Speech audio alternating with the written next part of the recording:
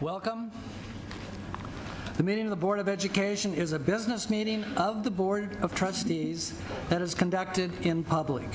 The opportunities for members of the public to provide input to the board on non-agenda matters and items on the agenda is via the submittal of a timely public testimony request, and time periods for speakers on each items are set by the board and announced to the members of the public as each agenda item comes up for discussion by the board.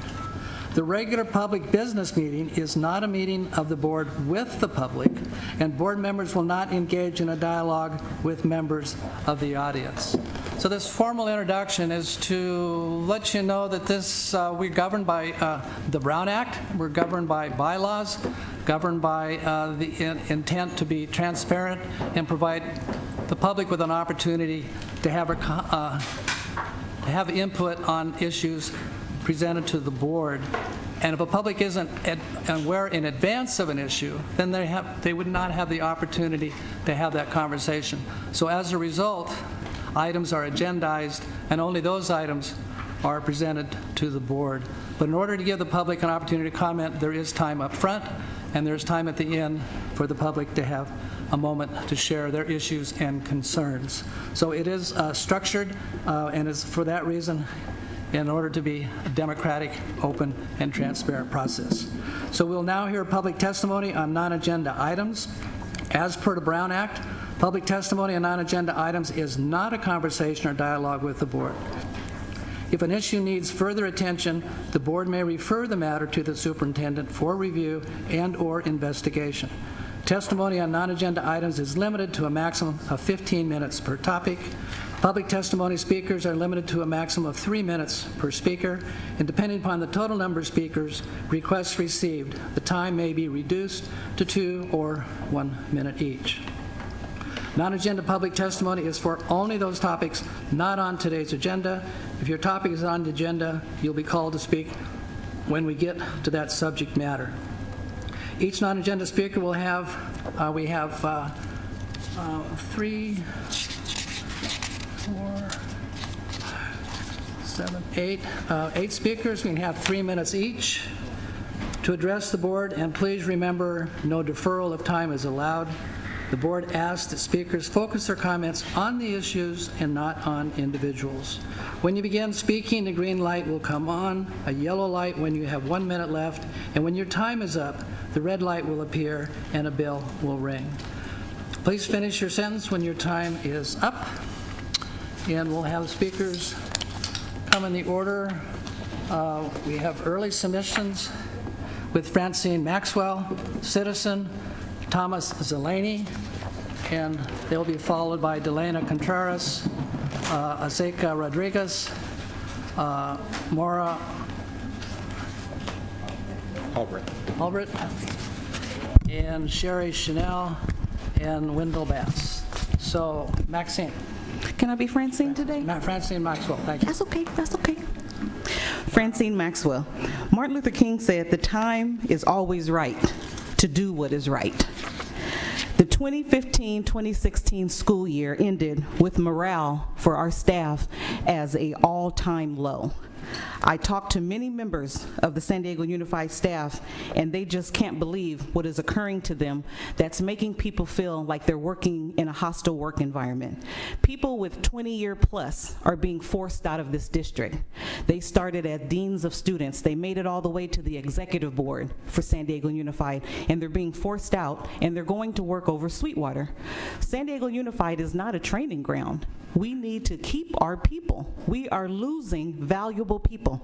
I happened to come after church on Sunday when it was time for the evaluation, and I missed the other piece of the evaluation because I would have asked the board to make sure that you were doing some grading correctly when you're doing the evaluation, because it's a travesty of how our people are going over to Sweetwater.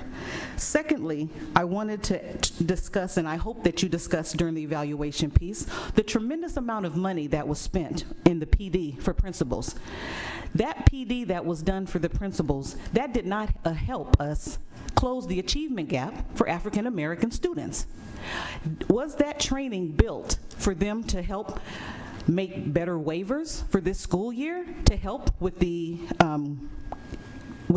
graduation rate?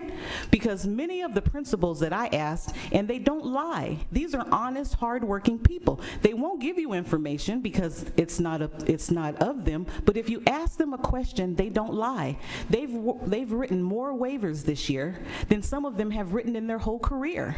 So was that the premise of spending all this money for PD, for principals, was to get them to write more waivers so that we can have this graduation rate?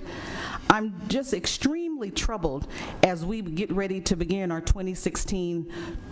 2016-2017 school year. I wanted to pose a question to the board. Are you ready to see parents engaged in civil disobedience? Mr. Lewis stated when he was at Comic-Con, when you see something that is not right, not fair, and not just, you have to do something about it. The superintendent then replied, it's reasonable to think that way today, especially in our polarized society.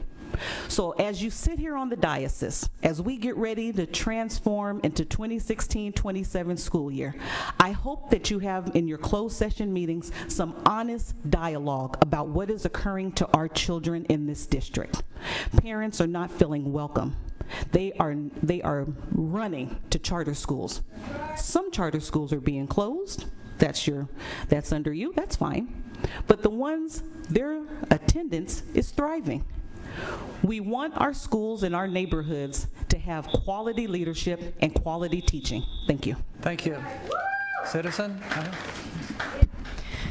Regarding the superintendent evaluation on Sunday and Monday, it was not properly noticed to allow the people to know that they have a right to comment on that superintendent evaluation. My comment, of course, was that Richard Barrera should not have been in that session to evaluate the superintendent. He has crossed over from having a professional relationship with the superintendent to having a close personal relationship with the superintendent. There are a lot of issues that he's never going to look at because he can't see beyond his friendship with Cindy Martin. But there are issues with her failure to protect children from sexual molestation. On Friday, a teacher is going to be sentenced for being a sexual predator at Crawford High School. That's just one example. She is failing to provide direction in the schools. Principals are afraid to lead their schools because of the grievances filed time after time by the union. So they can't do their jobs. Teachers that can't teach, don't want to teach, are still there. Teachers who abuse kids are still there. These are all issues under Cindy Martin now. She can't push that off on anybody else. It's Cindy Martin. The things that go on in this district are her responsibility. The board members that are meddling in operations, that's also Cindy Martin. There is a lot of work that needs to be done. I think that it's time to change the superintendent and get a new superintendent that actually knows how to maybe do an organization chart correctly. We've had 4. That's ridiculous. At one point, is Cindy Martin going to figure out how to organize her staff so she can get work done? Because she's spending an awful lot of time reorganizing charts. Maybe that's because all the people are fleeing. They're jumping. So please, the next time you do an evaluation of the superintendent, notice it properly. Make sure that it is a fair evaluation because our children certainly need a good leader. Right now, that's lacking. Thank you, citizen. Delia Contreras? Sí, buenas tardes. Good afternoon.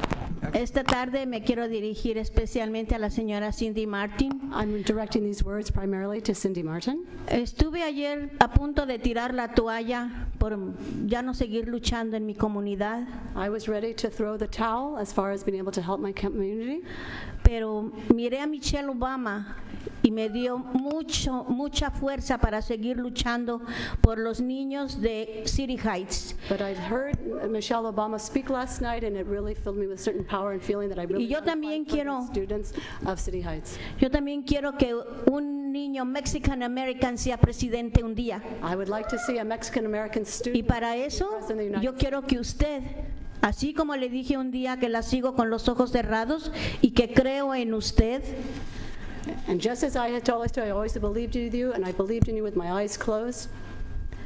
y quiero que nos dé maestros de calidad. I want to see good teachers. Y me refiero específicamente en Joyner. In particular, Teníamos un director excepcional y porque los maestros corruptos, porque esos son corruptos. Tuvimos 2 maestros que no hicieron su trabajo como ellos debieron haber sido y pensar en nuestros hijos. Nosotros somos valiosos, la comunidad de City High somos muy valiosos.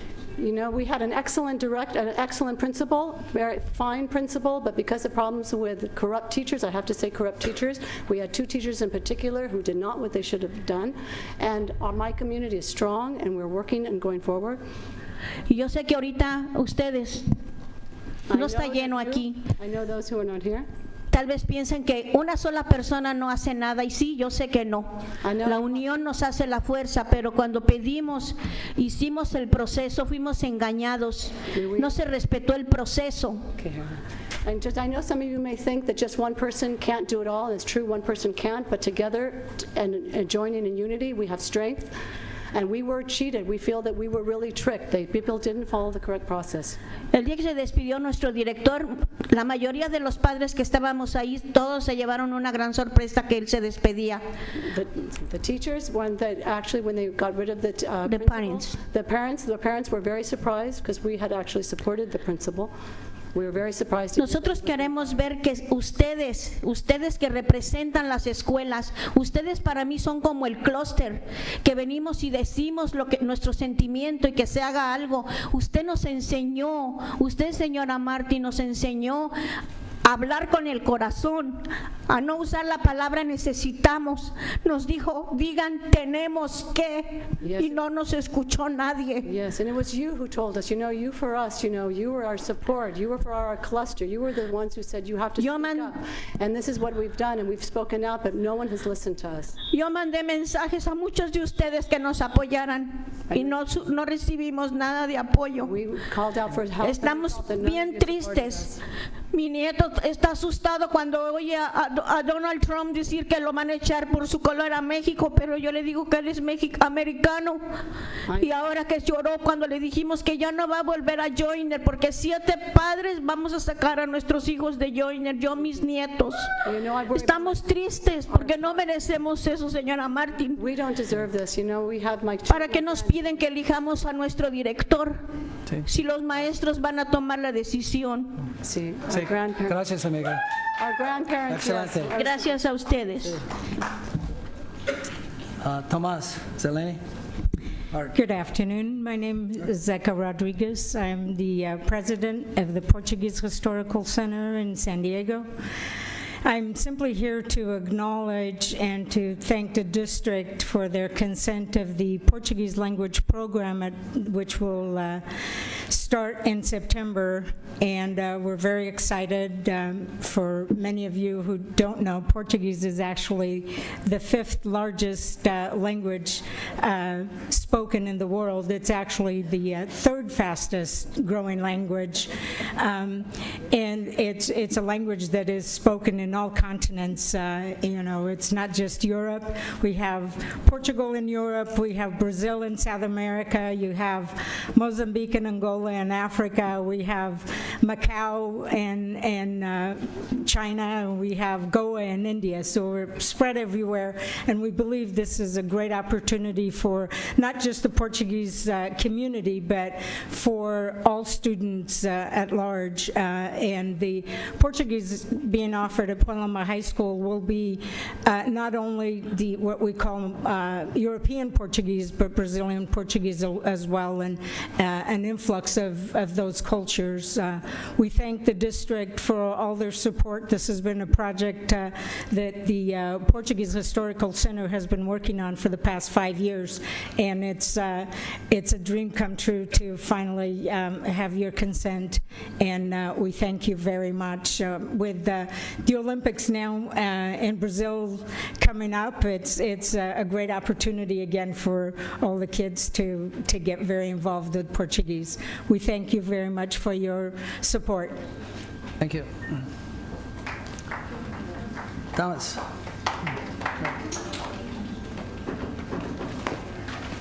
They also won the Euro Cup. The Euro Cup. Portugal won. Good afternoon. My name is Thomas Zeleny. I'm a resident of Scripps Ranch, and my daughter Grace attends Jerebeck Elementary. My daughter has Down syndrome. She's been in the special education program at Jerebeck now since kindergarten, and up until last school year, we enjoyed excellent services. She received an excellent education. This last school year, things changed. They changed dramatically. We've outlined the problems that we have faced this school year in that letter. Some of it seems like things that should be really, really trivial. A Wi-Fi and a Promethean board is part of the district's I-21 technology initiative to get it in all the classrooms. Her special education classroom actually had this technology, and it was taken away by the principal. We've been asking since November that they install the equipment in the new classroom, move them to a classroom that already has it. Without explanation, the principal is actually blocking the installation of that equipment over the recommendation of the own district staff.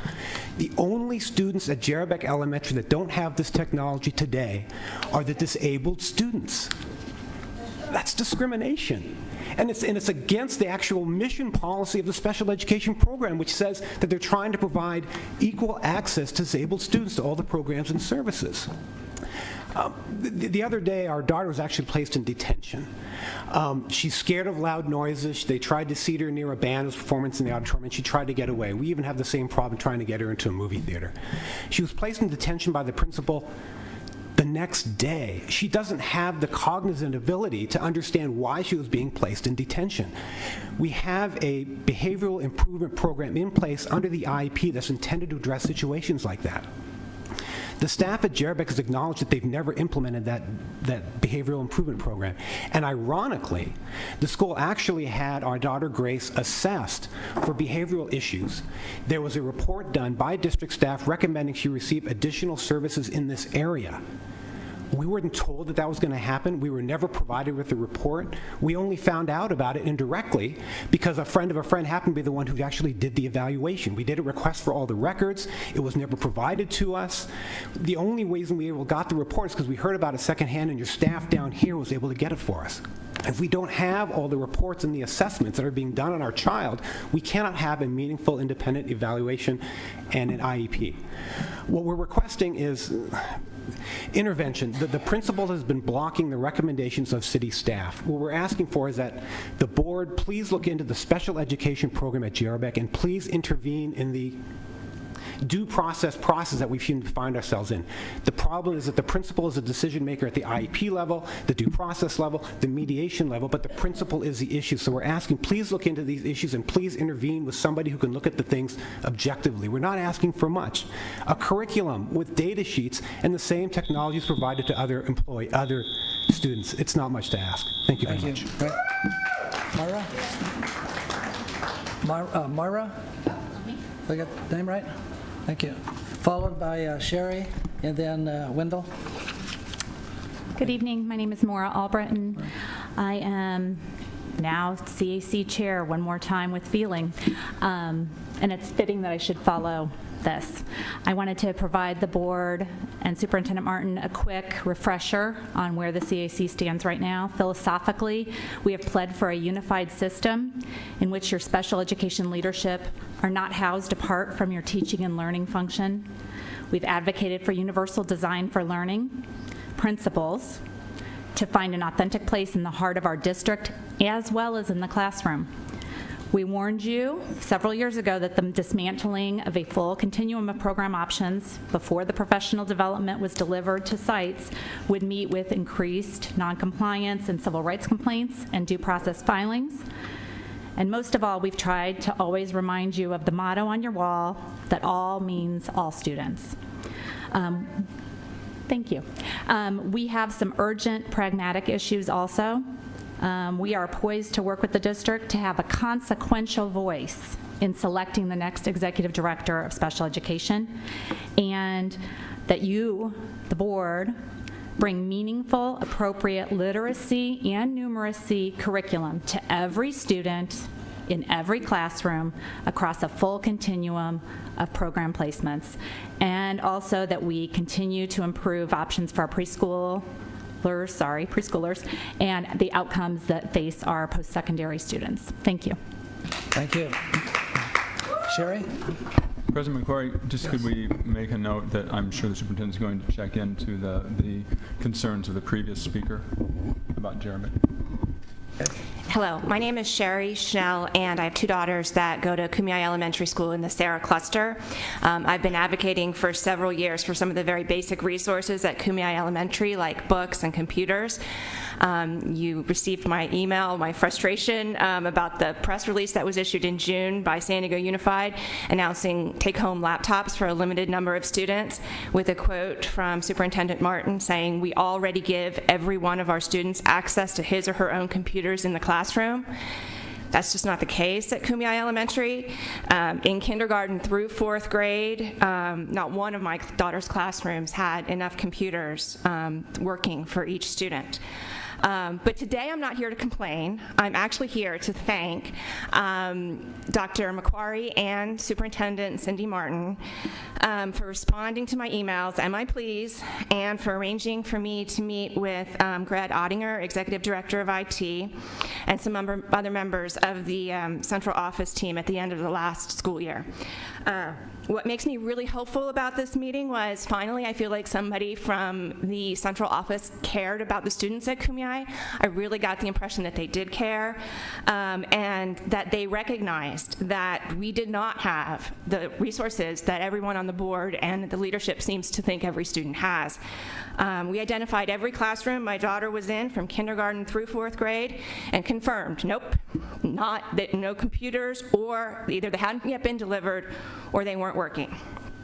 But in the vein of recognizing the problem as the first step to fixing it, I was told by Greg that my daughter's 5th grade class was scheduled to get computers either before the school year started or shortly after it started.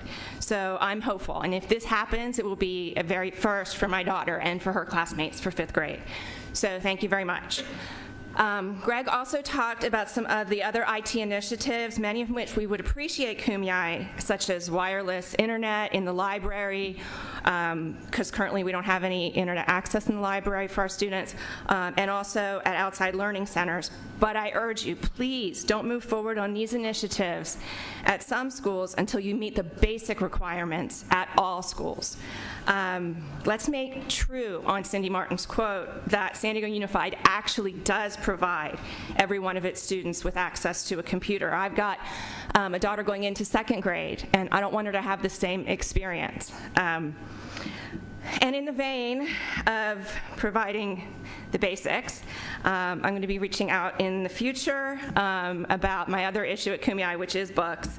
San Diego Unified hasn't paid for any books for Kumeyaay for at least 5 years.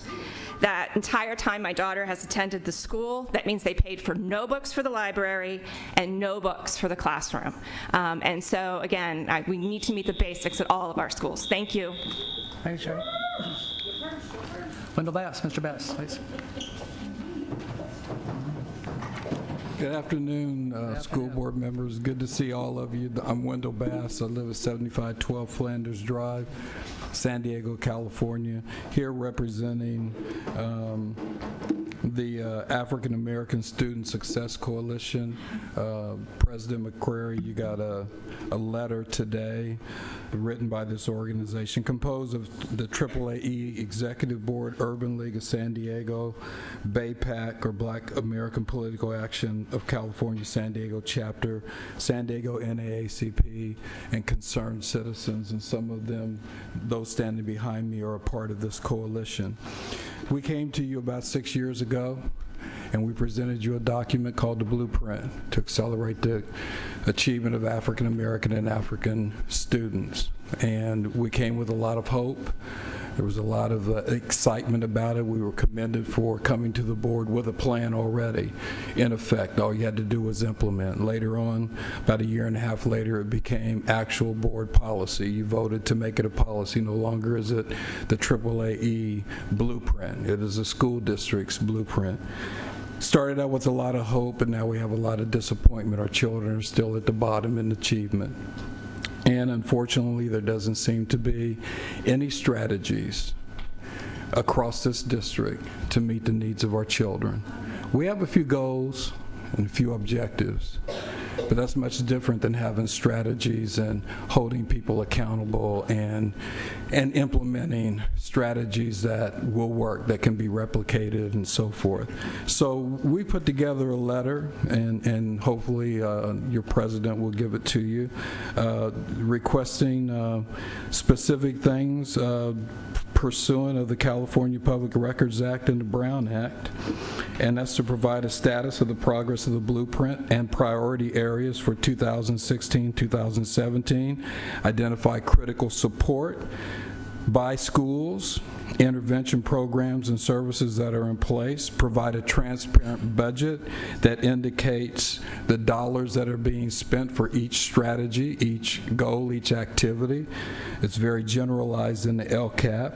The number and provide the following current data on student achievement, which a number of things are listed.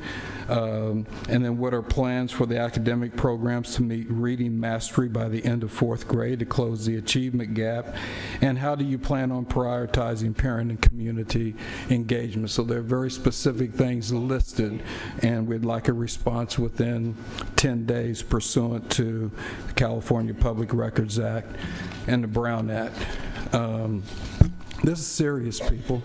We believe that our children are brilliant, every single one of them. Not some, but every single one of them. And so we're requesting that action be taken immediately to help our children. I'll close with this. We had our Lincoln situation, as many of you know. That should have gotten your attention. This stuff is playing out across the country. We don't want to continue to see that kind of thing happen and accelerate in our community. So what is our community? So what is the plan when school returns? How are we going to address, those issues, especially as it relates to our African American students? And lastly, I'll close with this. Our students are all brilliant, and according to Donovan Livingston, some of you may have seen his speech at the Graduate School of Harvard University School of Education. And one of the things that he said was just simply this: the difference between plantation and a classroom for many of our children is just a matter of time. There's a sense of urgency, folk. Our children are failing. Each one of you sitting there are responsible for every single child. We're here to help. We want to be a part of it. And sure, we have some meetings that we go at it, but that's how we make progress. That's how we gain. What we don't confront will continue to haunt us. So we still will not walk away from the table. We want to work with you, but at the same time, our parents and our children demand that something be done to lift up all of our children. When we rise up, everyone does. Thank you, Wendell.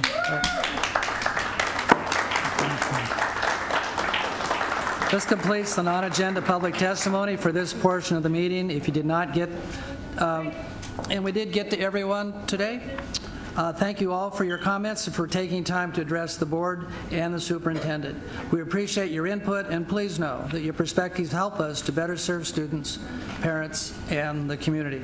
Again, as per the Brown Act, public testimony on non-agenda items is not a conversation or dialogue with the board. If an issue needs further attention, the board may refer the matter to the superintendent for review and/or investigation. So I would like to welcome you to be present today, and those watching on the broadcast, and call the July 26, 2016 regular meeting to order with all board members present. Please stand for the Pledge of Allegiance.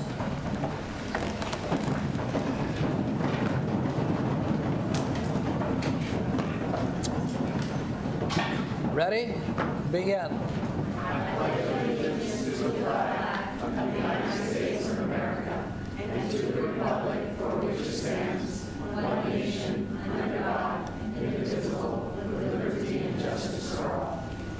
Thank you. You may be seated.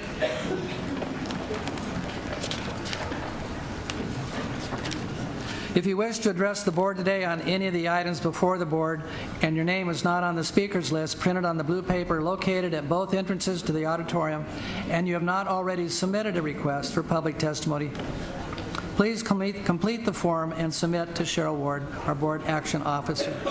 Speakers on agenda items will be called on to speak during the discussion of the agenda item.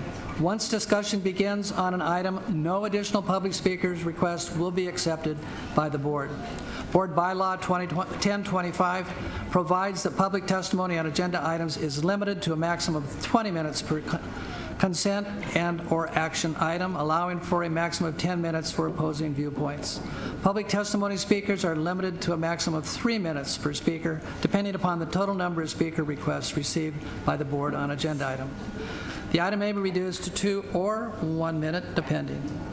The time limit for each speaker on today's agendas will be announced at the time of each agenda item is being considered. Non-agenda item testimony was heard at 5 o'clock today and will be heard again at the end of this meeting. I'd like a motion to adopt today's agenda with Section I, Superintendent's Consent Agenda, to be considered following the adoption of the agenda and acted on. So moved. Is there a second? Moved and seconded. Discussion? Cast your vote. It passes. Action on Section I means that all items appearing on Section I are adopted by one single motion unless a member of the board or the superintendent requires that any item be removed from the consent agenda and voted upon separately or withdrawn from today's agenda. Generally, consent agenda items are matters which members of the board and the superintendent concur are routine in nature and should be acted on in one motion. Does any board member wish to remove any item from the consent agenda? Mr. President, I'd like to remove I-8. Well, I-8. Ocho, 8. I-8? Okay. I'd like to remove I-12. I-12. Do we have requests from the public? All of your speakers that I have received are on I-32. I-32. Any others? I've seen others. So move the I be a consent with the exception of I-8, I-12, and I-32. Any discussion? I move approval of the items with the exception of those you just listed. Second. Cast your vote. So done. Item D, are there any reportable actions to report out from closed session at this time? There are. Okay.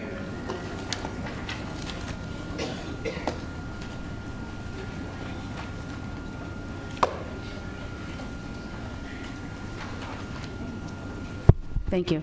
The board voted 5-0 in closed session to authorize a defense in the San Diego Superior Court case number 37-2016-00000311.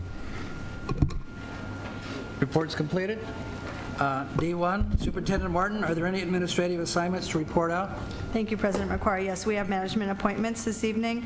Challenger Middle School Vice Principal Donnie Tenorio, Clark Middle School Vice Principal Patricia Meredith, Favre Middle School Vice Principal Daniel Grenziak, Stanley Middle School Vice Principal John Robel, Henry High Vice Principal Cynthia Bolton, Clay Elementary Principal Lindsay Duncan, Hancock Elementary Principal Nona Richard, Perry Elementary Principal Carrie Shea, Walker Elementary Principal Justin Phillips, Mentor Principal Maria Montgomery, Human Resources Officer Melissa Lucio, Program Manager Teaching and Learning Donna Marriott, Director of Secondary Teaching and Learning Support Genevieve Clark, and Executive Director, Parent Education, Family, and Community Engagement, Stanley Angen. Okay. Superintendent Martin, please provide your information. Thank you. But first of all, I want to acknowledge somebody who's been with San Diego Unified for the last 11 years, and she doesn't know I'm doing this tonight, but I'd like to acknowledge Linda Zintz, our Director of Communications.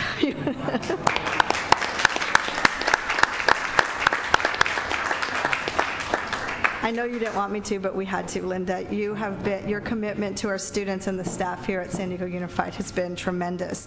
And it's evidenced by the countless hours that you put in, the way you carefully helped us craft and make sure our messages are delivered, and we work closely with our media partners. We want to thank you for all that you've done and your commitment to our students. Your colleagues can't say enough good things about you. Our community has come to know you as representing the voice and your great leadership and the great spirit that you bring to the work every single day, and we appreciate everything that you've done. I'm not sure if our board members realized, but we wanted to thank you and wish you the best of luck in your retirement. Linda, thank you. Bravo.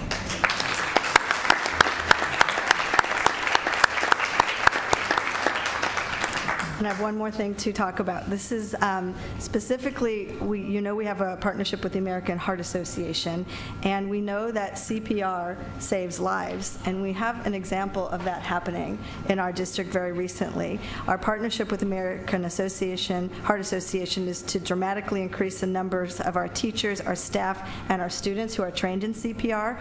We're committed to that, and we had the opportunity to see that in action recently.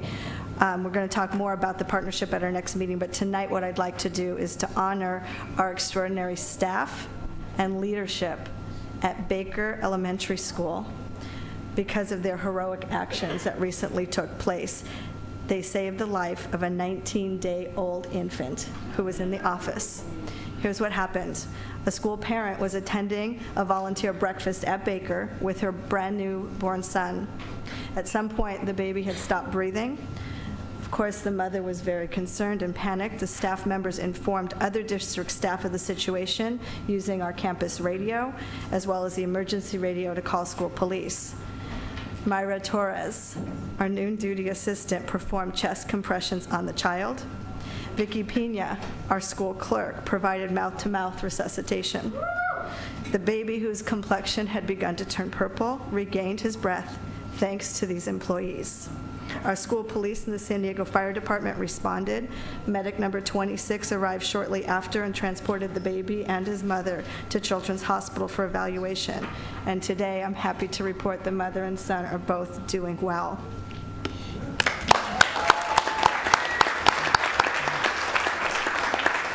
So tonight, I would like Principal Kathleen Gallagher of Baker Elementary and her staff member Myra Torres and Vicky Pena to come forward. There are the lifesavers to receive this recognition. I'd also like to have if I could have Sergeant Al Contreras also come up to help me provide recognition to our employees who helped save this life.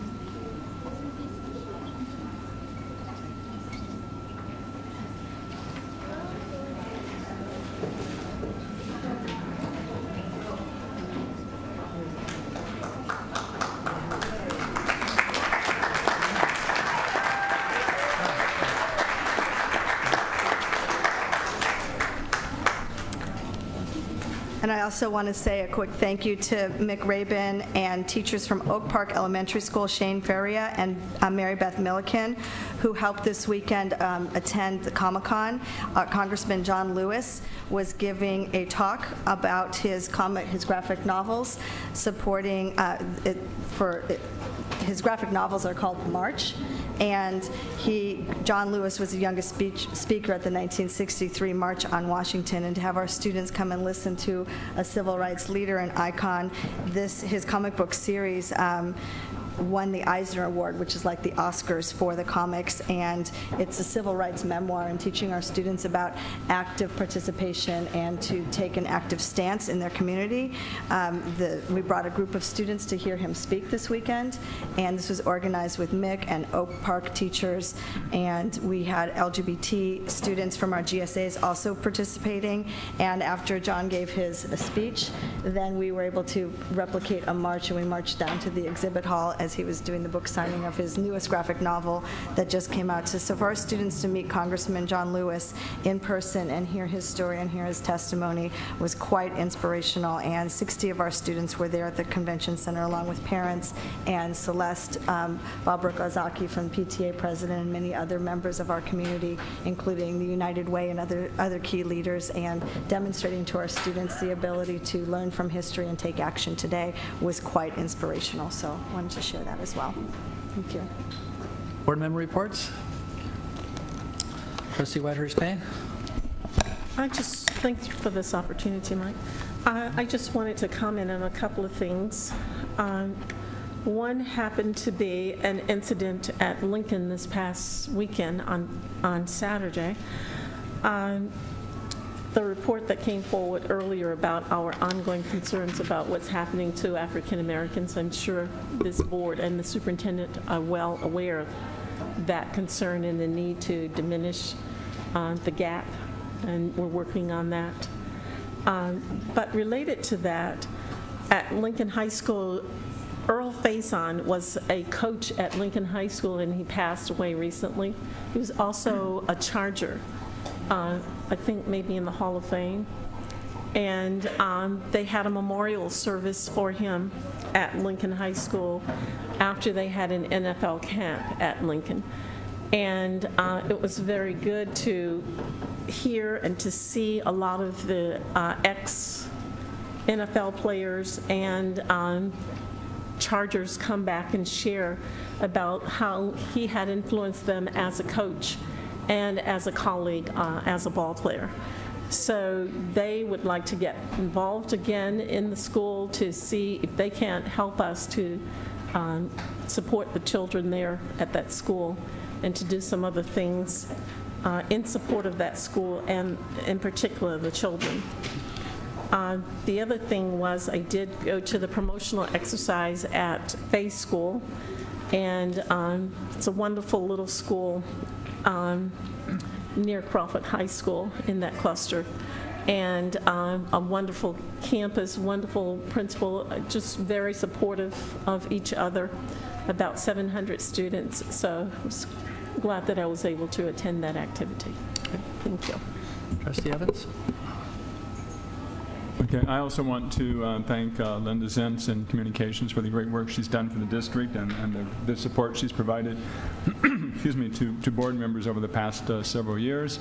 I'd also like to thank now at the end of this school year, our own board services office led by Cheryl Ward and Josefina Viorata and Melissa Hudson for the great service they provide. I think if you look at any public agency and budgets and so forth in terms of the service they provide at a very economical level and the great service, we just really appreciate that. Another thing, this Thursday night there's going to be a meeting at the Stanley Recreation Center for the joint project between the San Diego Unified School District and the City of San Diego, working on ways to cooperate between the city and the school district for a pool and other amenities that both the schools and the community will be able to benefit from. Thank you. Trustee Barrera. I just want to echo our thanks and appreciation for Linda Zentz. Yes. Same. Trustee Beiser. Last week, I gave a presentation at the Tierra Santa Town Council, an update on a lot of the schools and the progress we're making in the Sarah High School cluster. All the elementary schools, the middle school, and the high school are doing some phenomenal work. So it was a great opportunity to help share the progress that we're making as a district in providing quality schools in every neighborhood, including the work that so many people have put in, teachers and counselors and administrators, to achieve such high graduation rates this past year for African American students as well as all others. Thank you. Just a couple of items. Want to acknowledge our construction department for the construction event that we had at Kearney High School. Big turnout, the way we reach out to contractors, especially our new and emerging businesses. We made the announcement that 44% of $100 million that's been spent so far this year has gone to new and emerging businesses, and that's 14% have gone to minority-owned. I think it's 6% have gone to veteran-owned businesses and 4% for women-owned businesses. It's a great opportunity for us to share and involve, share the contracts with the small and emerging business, and want to commend the department for doing that. In addition, same with our cafeteria staff. I attended the summer barbecue. We are feeding kids during the summer. There's no reason for a child to go without eating just because school is out. For some children, it's the only meal they get. Well, we plan to serve our 300,000 meals this summer, and we hope to serve the 100th meal sometime this summer, sometime in August. 1 million. 1 million? 1 million meals will be served. 1 million meals. Well, it is. So it's got 300,000 meals just for the summer. So that completes board reports. Dr. McQuarrie, I'm sorry, I forgot to mention that Ajeen Shahid was also with us at the convention this weekend, along with Felicia Singleton Daniels and John Ross, bringing students from Lincoln. So I saw you here, and I forgot to mention that we had a whole team of San Diego Unified at the John Lewis event over the weekend. Thank you. Do we have a submission for a public speaker, citizen? Sure. So when the board members are giving their reports, it would be very much appreciated that if you have meetings with city officials, that you report out on that. I went through David Alvarez's calendar, and there are board members meeting with him, there are staff presentations, there are telephone conferences. Barrera went with Cindy Martin to a meeting, and I've never heard you guys report out on any of that in your board reports. When you don't report something important like this, it makes it sound like it's a backroom deal that you guys are working on. I shouldn't have to find out about it in a calendar when I pull up public records. Thank you. So we have E1. We'll now hear item E1, the adoption of mathematic placement policy in accordance with Senate Bill 359. Thank you, Trustee McQuarrie. And I've heard that my microphone is a little bit soft, and I'm not sure why, so I'll try to project my voice, and we'll try to get that looked at. E1 is the adoption of the math placement policy in accordance with Senate Bill 359. This is a recommendation coming forward. It's written in the CSBA format, which is our new format for all of our procedures, and the math placement protocols that we're using that keeps us in accordance. So this specifically looks at the policy must include systematically taking into consideration the multiple academic measures of student performance, must include one academic checkpoint within the first month of the school year, examination of the aggregate student placement data, and offer a clear, timely recourse for each student and his parent or guardian who would question the student's placement. So some legislation had been passed. This policy puts the work that we've already been doing in alignment. We didn't need to change anything. We just needed to make sure we had a district policy in alignment with the practices that were already in place for our math placement policy. So this just brings us into alignment with what we were doing and making sure the policy is clear. I move for approval. Is there a second? Second. Discussion? As a math teacher, I must say that I'm absolutely delighted about this policy. Good. But cast your vote. Ditto. Another math teacher. And I'm a math teacher. I tell you. What about get the budget right? Unanimous. You can count that. So we're on to E2. I can count. Yes, that's right. We will now hear item E2, the information report to the board on findings and recommendations from West Ed Review of Special Education Services. Please welcome Donna Meenders, Project Manager, Diana Blackman, Senior Program Associate, Center for Prevention and Early Intervention. Great report, and looking forward to the oral presentation. Thank you.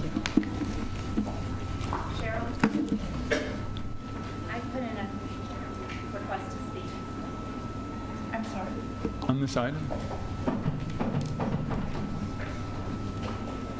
Oh, did I miss one? So sorry. I missed it. The rules are the rules. I'm sorry, yes, okay. Yeah, Maura? Good evening again. E2. E2. Maura Albritton, Chair of the CAC for Special Education. I have not yet had the benefit of a briefing by West Ed or reviewing a report in full, but I wanted to note that the report that or the items I have had a chance to view seem to stress the issue of equity of workload far more than the issues surrounding actual education of students with disabilities. I wanted to remark that a third of parents, I believe is the number, did not think that their IEPs for their students were being implemented. I wanted to also mention that the equity that I hope we are going to follow, that we are valuing as a board, is one where all students have the opportunity to become college and career ready, where we incentivize our most talented staff members to work with our most vulnerable populations, where IEPs are developed with skill and implemented with fidelity, no matter what school you attend or where it is located. And I do not yet see where this audit has advanced that work. I wanted to address the large urban district myth that there's some sort of unicorn staff members gallivanting around the fairy tale countryside, enjoying a small caseload, no vacancies, paraprofessionals in place day one that never change, and in this Mesa Wobegon, a person for whom the IEP meetings are completed in under an hour. There is no staff member that has ever come up to me and said, I'm having this great, incredible, light workload. You know, I'm awesome. So I'd like to consider a different inequity of workload. Every day, my people, I call them my people, the 14,300 students or so with disabilities, they show up at their workplace having to work harder and or facing a greater degree of difficulty to access our curriculum, to demonstrate proficiency. More of this is needed. We need to be thinking about the children, and their parents then show up, a third of the parents apparently, show up at their places of employment lacking confidence that their students' needs are being met. So tonight's prediction for me is that the study, so far what I've seen, is going to see more use during future labor negotiations than application within the classroom. Thank you. Donna and Diana, thank you. Good evening. I'm Donna Minders, and I'm a project manager with Wested. I have my colleague here, Dr. Diana Blackman, and we're going to present a very short and kind of brief overview of the report that we had conducted, the review of special education services across the district, and just briefly move on here. We were brought into the district as a collaborative agreement between the San Diego Education Association and the district staff to really look at some overarching recommendations. A comprehensive study was performed to address the equity and efficiency of special education services and the provision of services across the district. We utilized a mixed methodology where we were looking at qualitative as in addition to quantitative data, looking at numbers and quantitative type measures, in addition interviews, focus groups, and surveys. We reviewed a number of documents, looked over data, looked at websites and web information that was on the California Department of Education website, as well as on the San Diego website.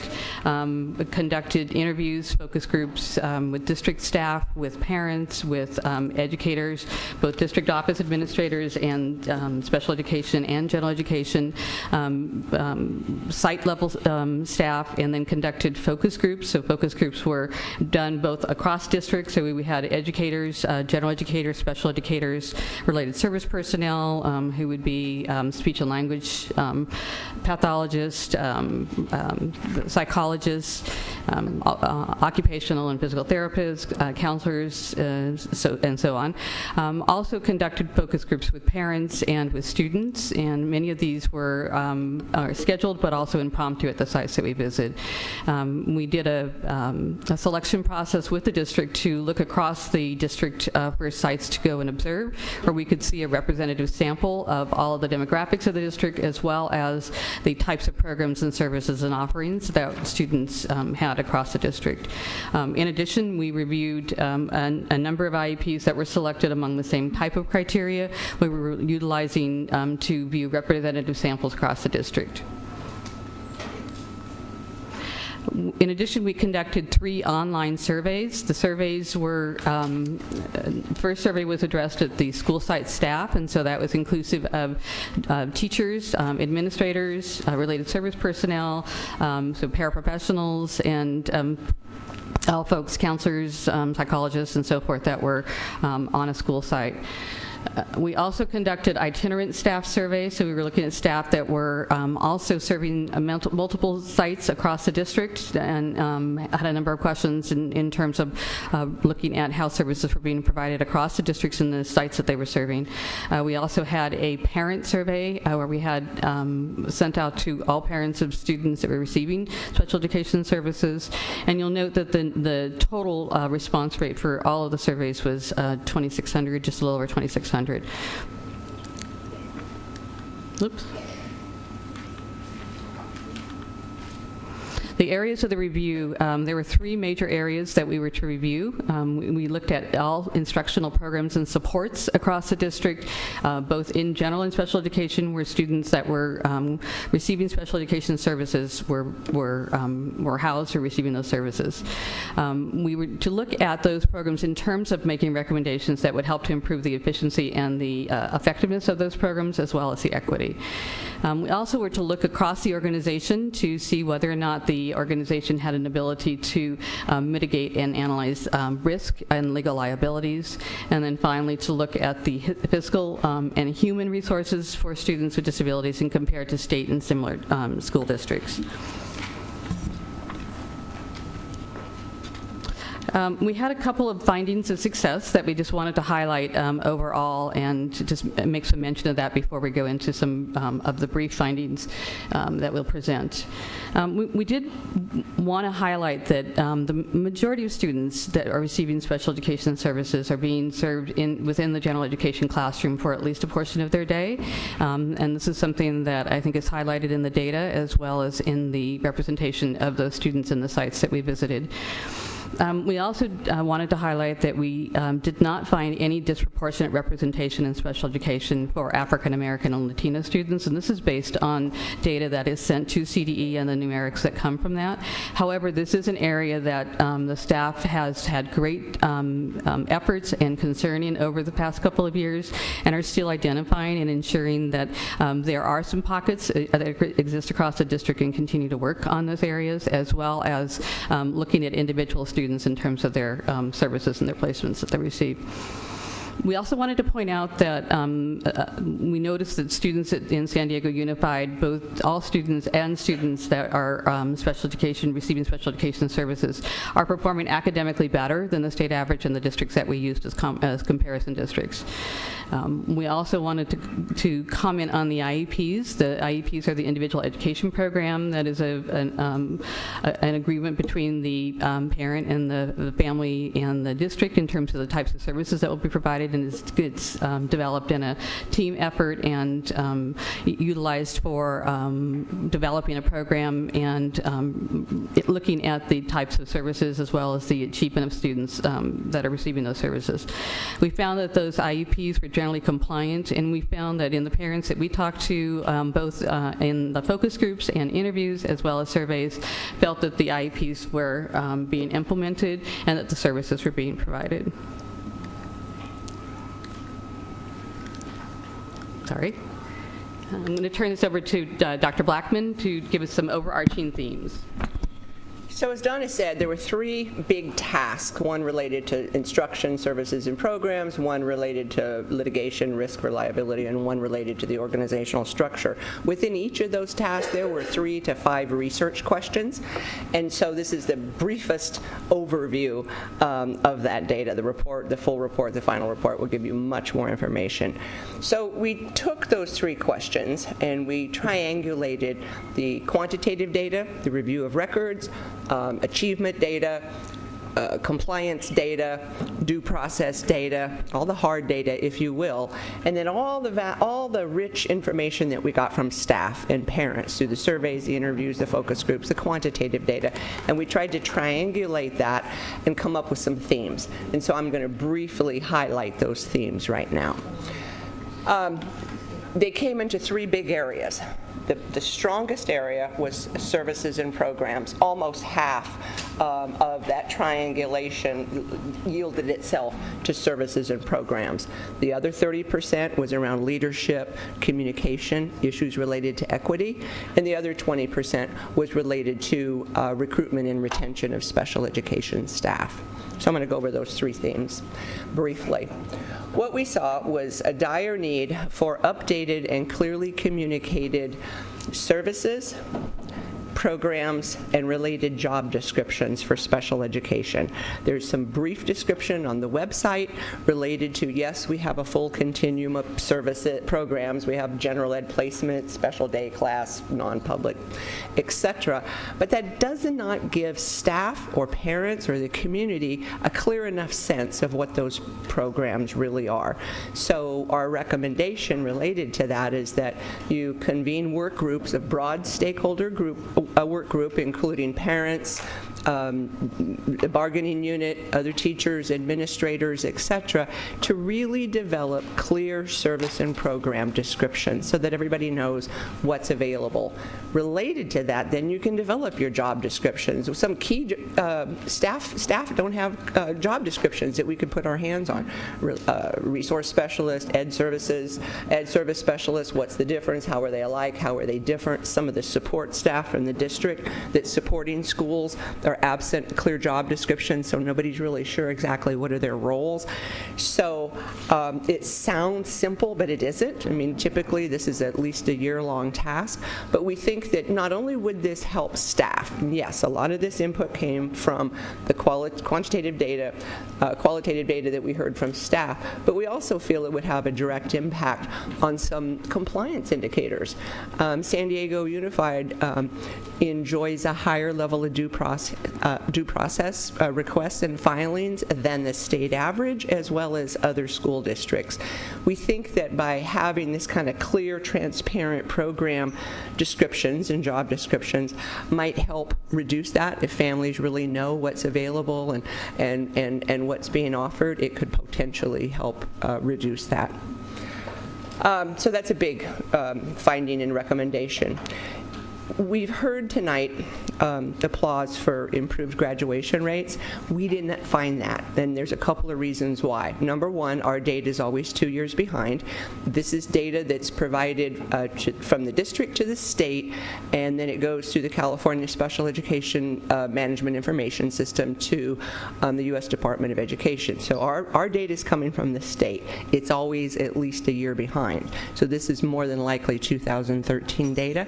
It's only for students with disabilities. We saw less than a lower graduation rate for students with disabilities in this district compared to statewide averages and compared to the comparative districts. Now, this is in contrast to the achievement, the higher achievement that we talked about.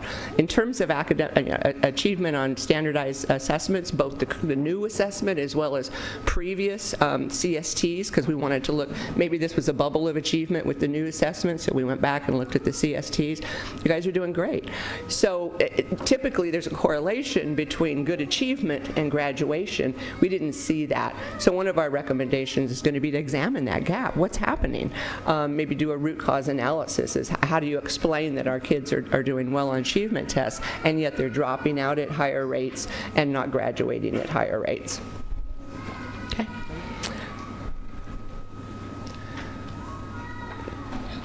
It's okay.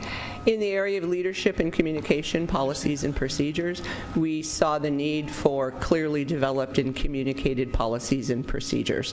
There's not enough transparency in terms of how do you determine what school a child goes to if a particular service or need isn't offered at a neighborhood school. And we understand there's an issue of scale that not all services can be provided at all schools, and we may need to cluster or even provide regional services sometimes. But we'd like to see a little more transparency in terms of how are those decisions made. So not only have we made that recommendation, but we've provided some samples and examples from other districts that have addressed this issue and kind of what they've done, so you're not starting from scratch when you do these things. We think that one of the ways you can avoid the high due process filings is by professional development. Are staff at the IEP level adequately trained to address contentious issues when they come up? And do they receive the kind of support that they need when those issues come up? And is there enough communication with families? So we are going to recommend increased professional development around that, as well as support to the sites, as well as a greater involvement with families and the CAC in terms of, what are the problems? How do we address it? Do we need to look at a facilitated IEP process if we can't resolve things at the IEP level? This is not a big issue. However, we did notice increased, overall your budget and finance stuff looked pretty good. There were no real red flags by our fiscal department. But there is an increased cost for special education in spite of declining enrollment. So that may or may not be real high on the list of things to look at, but it's true. And there were some positions, when we look at comparisons of personnel positions compared to statewide averages and other districts, that are a little higher than others. Okay. In terms of recruit and retain special education, everybody's faced with this issue. There are not enough qualified special educators in the country to satisfy our needs, and that contributes to all kinds of problems. It contributes to kids not doing as well. It contributes to all kinds of problems. So certainly that has to be addressed. One of the things that we like to suggest is that every new when you hire a new special educator, they're golden. Treat them like gold and do everything you can to keep them so you don't lose those that you get. Maybe assigning a mentor, an experienced special educator, to be that person's go-to for the first couple of years. Oftentimes that's very helpful. Develop a pipeline with the university so you're the first place that young special educators want to come to, and continue to provide professional development to keep those special educators, and not just the special education teachers, but also paraeducators and everyone who works with kids with disabilities. Okay. I also just want to comment on the professional development. I think that a huge finding and a theme that we found here was that there was a huge need for professional development, not only for our special educators, but also for our general educators in terms of being able to provide the instructional supports and the curriculum, the alignment to curriculum for our students that would allow them to make progress and succeed to their goals and along the standards as well. And so I think we will identify a number of areas of professional development that are needs. Understood. Thank you. Oops. So our big recommendation, and there will be much more detailed in the recommendation, kind of a step-by-step how-to, should you decide to go in that direction, will be to convene work groups of broad stakeholders to develop descriptions for the services you provide, for the programs, job descriptions to go with those services, and then disseminate that information to obviously to staff and to parents and the community, so everybody has a really clear sense of what does San Diego Unified offer to families and children with disabilities. Okay. Number 2. Ready for me to go? Develop policies and procedures related to attendance in neighborhood schools versus clusters, so that IEP's teams have some guidance in terms of decisions. Like I said, we understand it may not be possible to offer all services at all schools, so then where are those services available, so that IEP teams and families can make some informed decisions about where they want to send their child. Also, a little clearer policies and procedures related to transitions between grades. Oftentimes transitions are very stressful for our kids, but it's particularly so if we aren't real clear is how's the alignment between my elementary experience, my middle school experience, my high school experience, and for some students beyond into an 18 to 22-year-old program. How are those transitions planned for? And again, clear programs and policy descriptions would help in that, because everybody can kind of see this is where we're going to go. We would like to see job descriptions, as we've said, sort of across the board in special education, but for those district positions that you have designated to be supports to the schools weren't real sure what those roles were. Who are those people? What are their qualifications? What are they supposed to do? How often can I expect them? What can I expect them to do? So, again, clear job descriptions and responsibilities for those. And then, as I mentioned before, examine the gap between high academic achievement on standardized tests and high dropout and low graduation rate. And in terms of leadership and communication, we've suggested to the bargaining unit in meetings today and in our report that we've heard several comments from staff that while there may be language in the bargaining agreement to protect staff, it's actually sort of had an adverse effect. So they're having to make decisions between do I do instructional service, do I do IEP management and paperwork, do I go to the professional development, or do I go to a collaboration? So that came out loud and clear, and clearly that was from staff. And you can go ahead and flip it. And one of the ways that may help special educator satisfaction, give them more time to work with kids versus doing paperwork, is consider reallocating some non-instructional tasks to paraeducators. Paraeducators were one of the areas that had a higher level of staffing than statewide averages in other districts.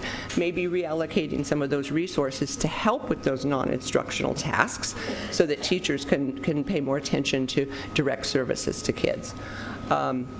And we already talked about mentors, et cetera, for the new teachers in developing PD opportunities. Oops. So that was a total Cliff Note version.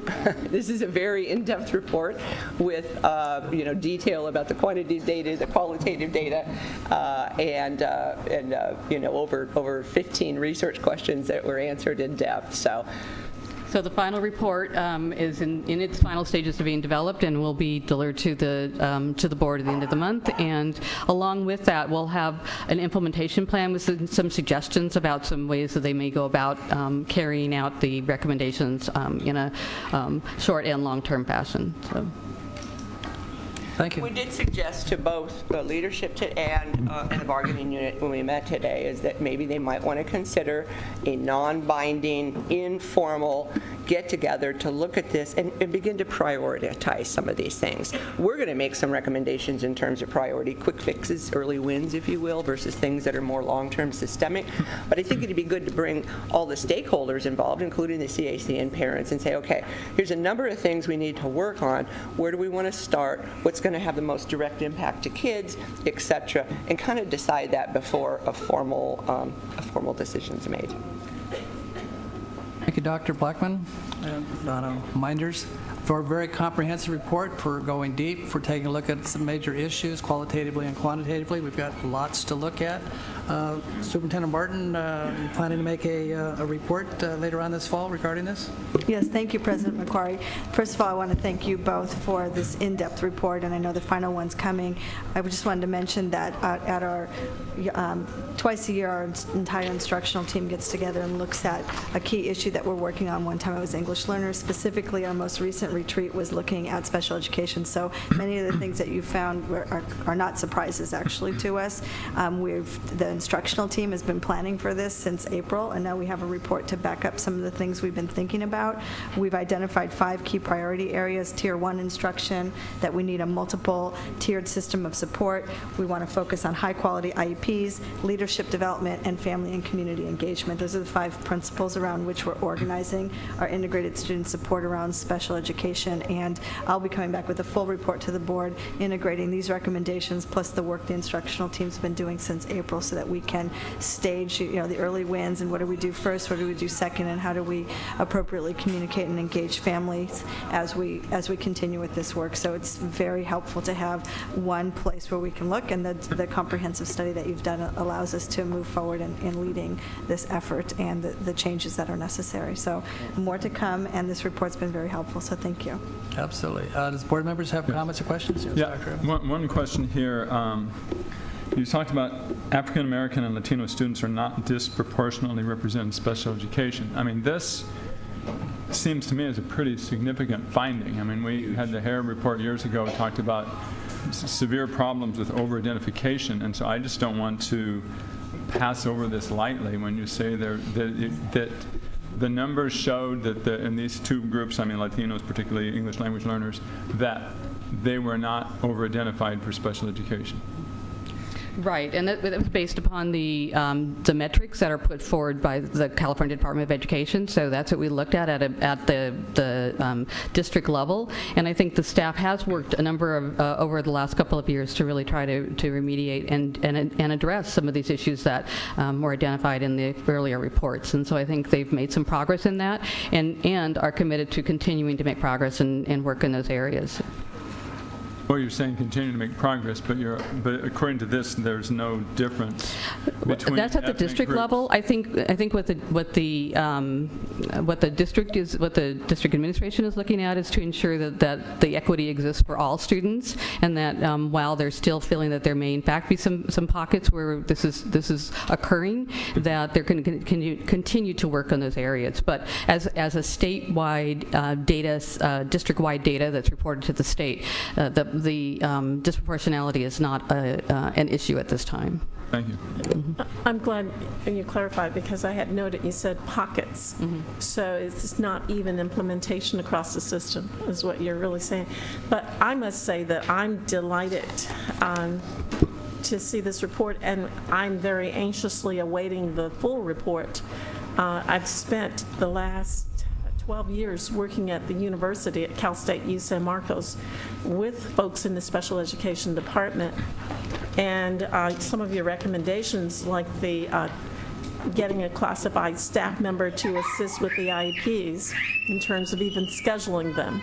And I know in Temecula Valley at Arroyo Valley High School, they actually have an administrator, they have a team who arranges the IEPs so that they're all systematically done in a timely fashion and uniformly. And then I just am very delighted to hear all the things. I was a recruiter for this district and know what you're talking about in terms of treating special education teachers well, so that they will stay with it, and offering some other incentives. And I think that the issue of the IEPs and having someone to assist them with that would help them to stay, because that's one of the things that you often get a lot of burnout on, just having to arrange the meetings and so forth. And then the point you made about the dropout data and the achievement data, I really think that that's worth us really looking at very closely to see what's going on there. That's why I'm anxious to see your report. Right. Thank you. Good job. Yes. I want to thank you and Wested for all your work to send out surveys, to visit sites, to try to really take a look and wrap your arms around our special education services, identify some things that we're doing very well and some opportunities to improve. And I really appreciate that. Look forward to continuing the journey with the superintendent and coming back with a more detailed plan to implement to affect change and action on this. So thank you very much again for all your work. I really appreciate it. Thank you. Yeah, I agree. I really appreciate the report and the themes and the recommendations. I wonder, as we get into this exploration of the graduation and dropout rates, I think we should ask the superintendent, in our projections for class of 2016, we should at this point be able to break that out with students with special needs. And so it seems like we'd want to get as updated data as we could as we then get into that analysis. 2015, yeah. Related to that, I should point out that the entire nation and many states have struggled with the graduation calculation for students with disabilities, as you may or may not know. We are being held to the same calculation as Title I, aka ESSA. Students who enter at 9th grade should graduate 4 years later with a general diploma. For years, we were allowed to use certificates of achievement and completion, and that would count. Some of our kids took a year longer, sometimes 2 years longer. We're required to serve them until age 22, so why couldn't that graduation rate still count? Well, it doesn't, and that's hurt a lot of folks. The alternative, however, I think in terms of the U.S. Department of Education Office of Special Education Programs, is that maybe we don't hold our kids to the same level and the same standard. So this is a true graduation rate. It's not a, you know, if we don't discount the dropouts and we don't discount the kids who take 6 years to graduate and we don't discount this is a true number, and many folks are struggling with that. So. Thank you. Any other comments, questions? Excellent report. It's data that we can use. It'll inform our decision. I want to thank you very, very much for the excellent work that you've done. We hope to put it to good work. I just had one more thing to say. Cheryl Hiblin in our Office of Secondary Schools has been studying this very closely, and she's already brought forward a lot of ideas to our instructional team to integrate it, and she's seen some of the areas for opportunity, so it's been something that she's working on. I forgot to mention that in my response. So she's got some really exciting ideas about what we can do to address some of these findings and some of the things that we've noticed in the last couple years as we specifically look at the subgroup. So yes, we do have that data. Cheryl's looked at it and she's figured out where some things could be adjusted to have better outcomes. We're excited about what we can do. Thank you. Dr. Blackman? Donna, appreciate it. I'd like to move the board consent agenda items F1 through F6. Okay, it's been moved and seconded. We do have speakers who signed up and they're willing to speak. If we pull F5, I do not see that being pulled. We haven't pulled anything. So there'll be, and they're all in support of the motion. So hearing that, I hear F5 up through F5. Okay, all F5 through F6. F1 through 6. F1 through 6. I'll cast your vote.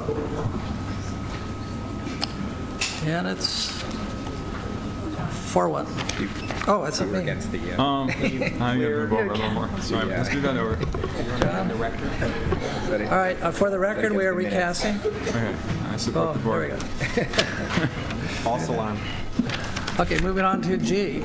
President McQuarrie. Yes. I would just like to make a couple statements. The board just approved a resolution, which was item F5, which is calling on CalSTRS and CalPERS to divest all funds in fossil fuel investments and companies.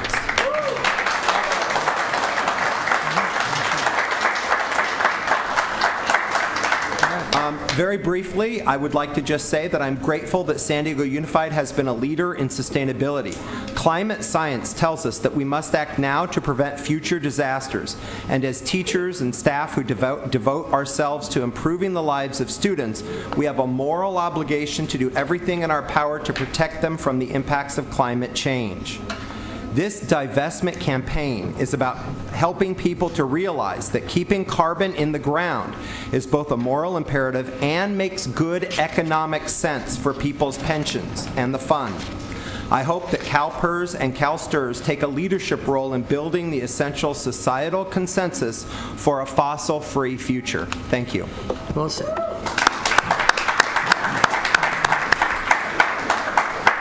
President McQuarrie, could I just acknowledge and thank the folks from San Diego 350 and our community partnership for bringing this forward to work with us and moving us on this policy. Thank you very much. Absolutely. Thank you. Thank you specifically to Masada Dissenhouse, the co-founder and steering committee member from 350.org, for working with staff and the board to bring this forward. Thank you. Right. Moving on to operational matters for the board, G1. We will now hear from item G1, the Audit and Finance Committee semi-annual report to the board. Please welcome Dr. Dan McAllister, the Audit and Finance Committee Chair. All right. Yay. Along with... Yeah. I have to say that's an unusual welcome for an audit-related guy and a tax collector. But thank you very much for acknowledging our presence today. We are delighted, actually, to bring you a report in the mid-year time frame, which is new and something that we haven't done in the past, but was at the request of several of our audit committee members that we do this.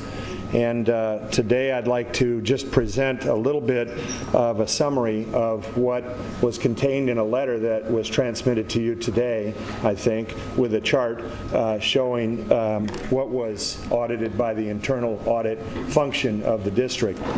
First of all, I'm really delighted that this district has taken on the issue, which it seems, based on what we've read and heard and seen, other districts have not, and that is the issue of ASB accounts. I think those of you who have served on the Audit Committee understand that almost every year in the past 13 years that I've chaired this Audit Committee, there have been findings that relate to ASB accounts, not always good findings. And I think it was and has been the belief of the committee and those who advise the committee that we have a responsibility, actually, to convey to students whose money is in the ASB accounts that they do have to learn about fiduciary responsibility and oversight, and it's a healthy thing for them to be involved in the process of managing their own funds. So with that in mind, we have taken that to heart and worked with not only the previous bank that had a banking relationship with the district, but also your new bank, so that we are able to put on a number of teaching seminars each year for the benefit of ASB advisors, as well as the students who participate in ASB work on the campuses of the schools involved in the district. So today what I'd like to do is run through a little bit of this summary. First of all, the Audit and Finance Committee reviews the results of the internal audits and reviews presented to us by the Office of Internal Auditor, OIA, for this presentation, and external audits of the district programs and operations presented by the Finance Division. At a public meeting in May 23rd to be exact, this year, the committee voted to publicly present the internal audits at a regular, and their findings at a regular Board of Education meeting. That, I think, to encourage more transparency, more openness, which this administration seems to be about, as well as you on the board, and it was the desire of all concerned and a unanimous vote that we do so. In December of prior years, as you know, we have presented the results of the external audit's findings. That will be the case again this coming December, so we have a few months left until that is completed and that we review those findings to bring them to you, and we will in December. The district also examines itself internally through the work done by OIA. OIA is charged with the responsibility of conducting internal audits, reviews, special audits, and reporting those results to the Superintendent of Public Education. The members of the Audit and Finance Committee and the Board of Education per Administrative Procedure 2370. In 2015-16, OIA issued 12 reports that covered a range of topics, including, as I mentioned, the ASB funds at individual schools. These were done randomly. They were not done with any selected idea in mind of a specific school, but to get a good cross-section and a feel for what is out there. They looked at individual schools, their internal controls over time and labor costs, internal controls over the operation and use of district vehicles, the use of districts' purchase cards, and cash receipts and disbursement of ASB funds. We should note that travel and all those other things are not necessarily related to ASB funds. At least that would advance the cause of early driving, and that's not what we're about. But OIA's reports in 2015 and 16 and prior years highlighted weaknesses in the systems of internal controls and compliance with the district's administrative procedures. To address these issues in the area, as I said before, of the ASB funds, OIA worked with the Finance Division to provide training on the controls and the use of ASB funds to key district staff at each of the schools. Our committee is pleased to find that 90% of the recommendations included by OIA reports have been accepted by management.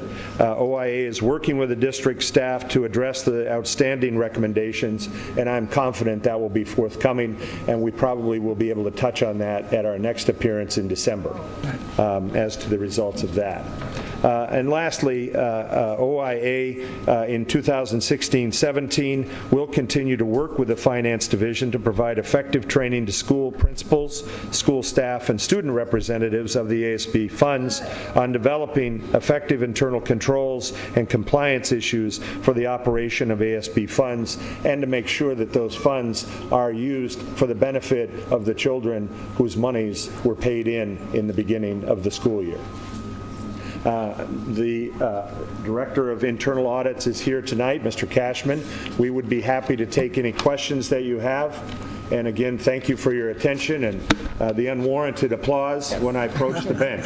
So I appreciate that. Yeah, the applause. I don't know what's happening here. Mr. McAllister, we want to thank you for your service on this committee and the fact that we're now having the semi-annual report and the way you've synthesized and helped us bring light to some things. Your recommendations have always been very helpful to me personally. We've met and we talk about how this committee can be of best service, and I really appreciate your input, your guidance, your perspective, and the way you help us do this work in a really powerful way. So thank you for your long-standing service and commitment to this committee. Thank you so much. Take care. Thank you.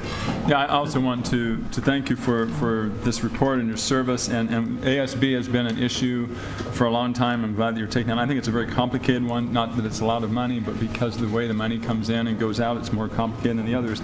But I think this report also shows that even though this district has a $1 billion budget, that every dollar really matters. So we look at the teacher preparation and support department. There was a question costs of $900, and that was looked at because $900 is $900. And so even when you look at the total that you were questioning it, which is $250,000, I mean, that's way below 1% of our budget. So I just want to highlight the fact that the work that you're doing is really drilling into great detail to find out what's going on with every dollar. So thanks a lot.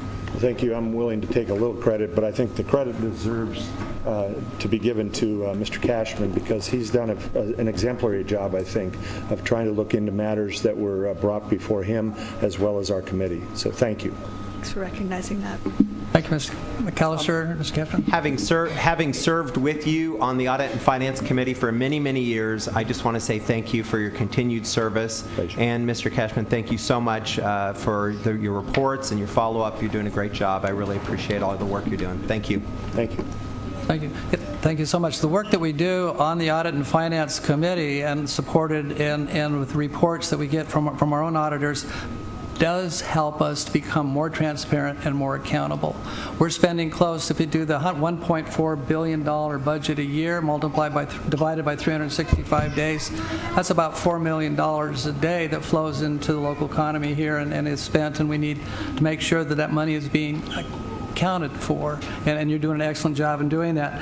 In addition to your excellent report, we also have a report from the San Diego Taxpayers Educational Foundation, the SDTEF, which announced that our district received a perfect score of 100% for transparency for the way it handles its Prop S and Z money. And that's a bond of $5 billion, and as I understand it, we're spending close to $5 million every week for construction and school facilities improvement. So it's important to know that we're receiving the money and it's being spent accordingly, and we're accountable for that, and it's to the great work that you're doing that we can be very, very transparent, and I want to thank you for that. Pleasure. And since we wouldn't have any money for our schools without a tax collector, I think another round of applause for Mr. McAllister and Mr. Cashman. Thank you. Thank you. So in addition to having a good record, we also get a good bond rate, which saves us millions of dollars in terms of the money going forward. So lots of good reasons to celebrate. Thank you so much. Moving on to G2. We'll now hear G2, the initial proposal from the California School Employees Association, the Para-Educators Bargaining Unit Successor Agreement. Superintendent Martin, please present the item. Thank you, President McQuarrie. We're going to conduct a public hearing to solicit public comment regarding the initial proposal from CSEA Para Educators Bargaining Unit. The current, as you know or may not know, the current collective bargaining agreement expires on June 30th, and we will be open to all subjects as we begin negotiations. We received the initial proposals from CSEA Paras on June 16th, consistent with our legal requirements and the term of the current agreement. And we must sunshine our initial proposals from Paras within 40 days of receipt of the initial proposal to allow for public comment, and that's what we're doing at tonight's board meeting. Open for public comment. Do we have public comment? Public comment closed. Are there any questions or comments from the board? Moving on. I will move item G3. Second. Moved and seconded item G3. Superintendent Martin, please present the item. Thank you, President McQuarrie. This goes with the previous item, G2. Again, this is a public hearing to approve the district's initial proposal for CSEA Paras Chapter 759. The item is their initial proposals to the Paras to allow for public comment. Based on feedback and conversation with district departments and leadership, we have put together our proposal to open negotiations on the articles listed in our initial proposal. The parties met on June 16th and agreed to the ground rules and additional dates for bargaining sessions to resume after school starts in the fall. We're now open for a public hearing. Do we have speakers? We are closed. There's a motion and a second. Any discussion? Cast your vote. It's unanimous for G4. We will now hear item G4, the proposed direction to superintendent to provide monthly data on reports of bullying. Trustee Beiser and Trustee Whitehurst-Payne, please present the item. First, I'd like to move item G4. Moved and seconded. Discussion? Thank you, President McQuarrie. This is a very simple, straightforward, transparent effort. We already have reports regularly on our information that we receive as a district on folks that do feel the need to report bullying at our schools and in our school district. And all that this is asking is for the superintendent to look at the ability of posting those monthly reports on this district website so that anybody in the community that would like to go and take a look and see how the cause of different kinds of bullying. I know that when we, as the board level, have received some of those reports in the past, it listed how many bullying reports had come in, what were some of the categories for those bullying and other things like that. Very simple and straightforward to allow that information and data to be made public. And that's my motion. Any more discussion? So the motion is that to direct the superintendent to provide data on student reports of bullying or incidents of someone witnessing bullying of a student on the district website and/or school website on a monthly basis. Correct? No discussion. Cast your vote. It is unanimous. Thank you. H1, district operations. I'm sorry, G5. I'd like to move item G5, the proposed direction to superintendent to develop a plan to address Islamophobia and Muslim student safety and bullying. Okay, and we have speakers. And I second it. And it's been seconded by Whitehurst. Speakers who have submitted requests, there are 11 of them. No, you have 15 total. We now have a total of 15, so we do 2 minutes. No. They're all supporting, so we have... So you want to do 1 minute each? 1 minute. Okay. Thank you. So we have 15 speakers. You're all supporting, so it'll be 1 minute each. We're ready for that. You ready for that? President McQuarrie, under the board rules parameters of allowing the group a maximum of 10 minutes, I believe that the group had worked over the weekend to coordinate a total amount of time. And so instead of 1 minute each, I would hope that you would allow them a block of time to distribute as they see fit for their designated speakers. Yeah, I'm open to okay. that. Do you have a suggested amount of time? Okay. 10 to 15 minutes. Okay. Total time 15 minutes. Thank you. To be allocated as you see fit. Thank you. Thank you. Yes, sir. All right. First and foremost, I want to thank each and every one of you.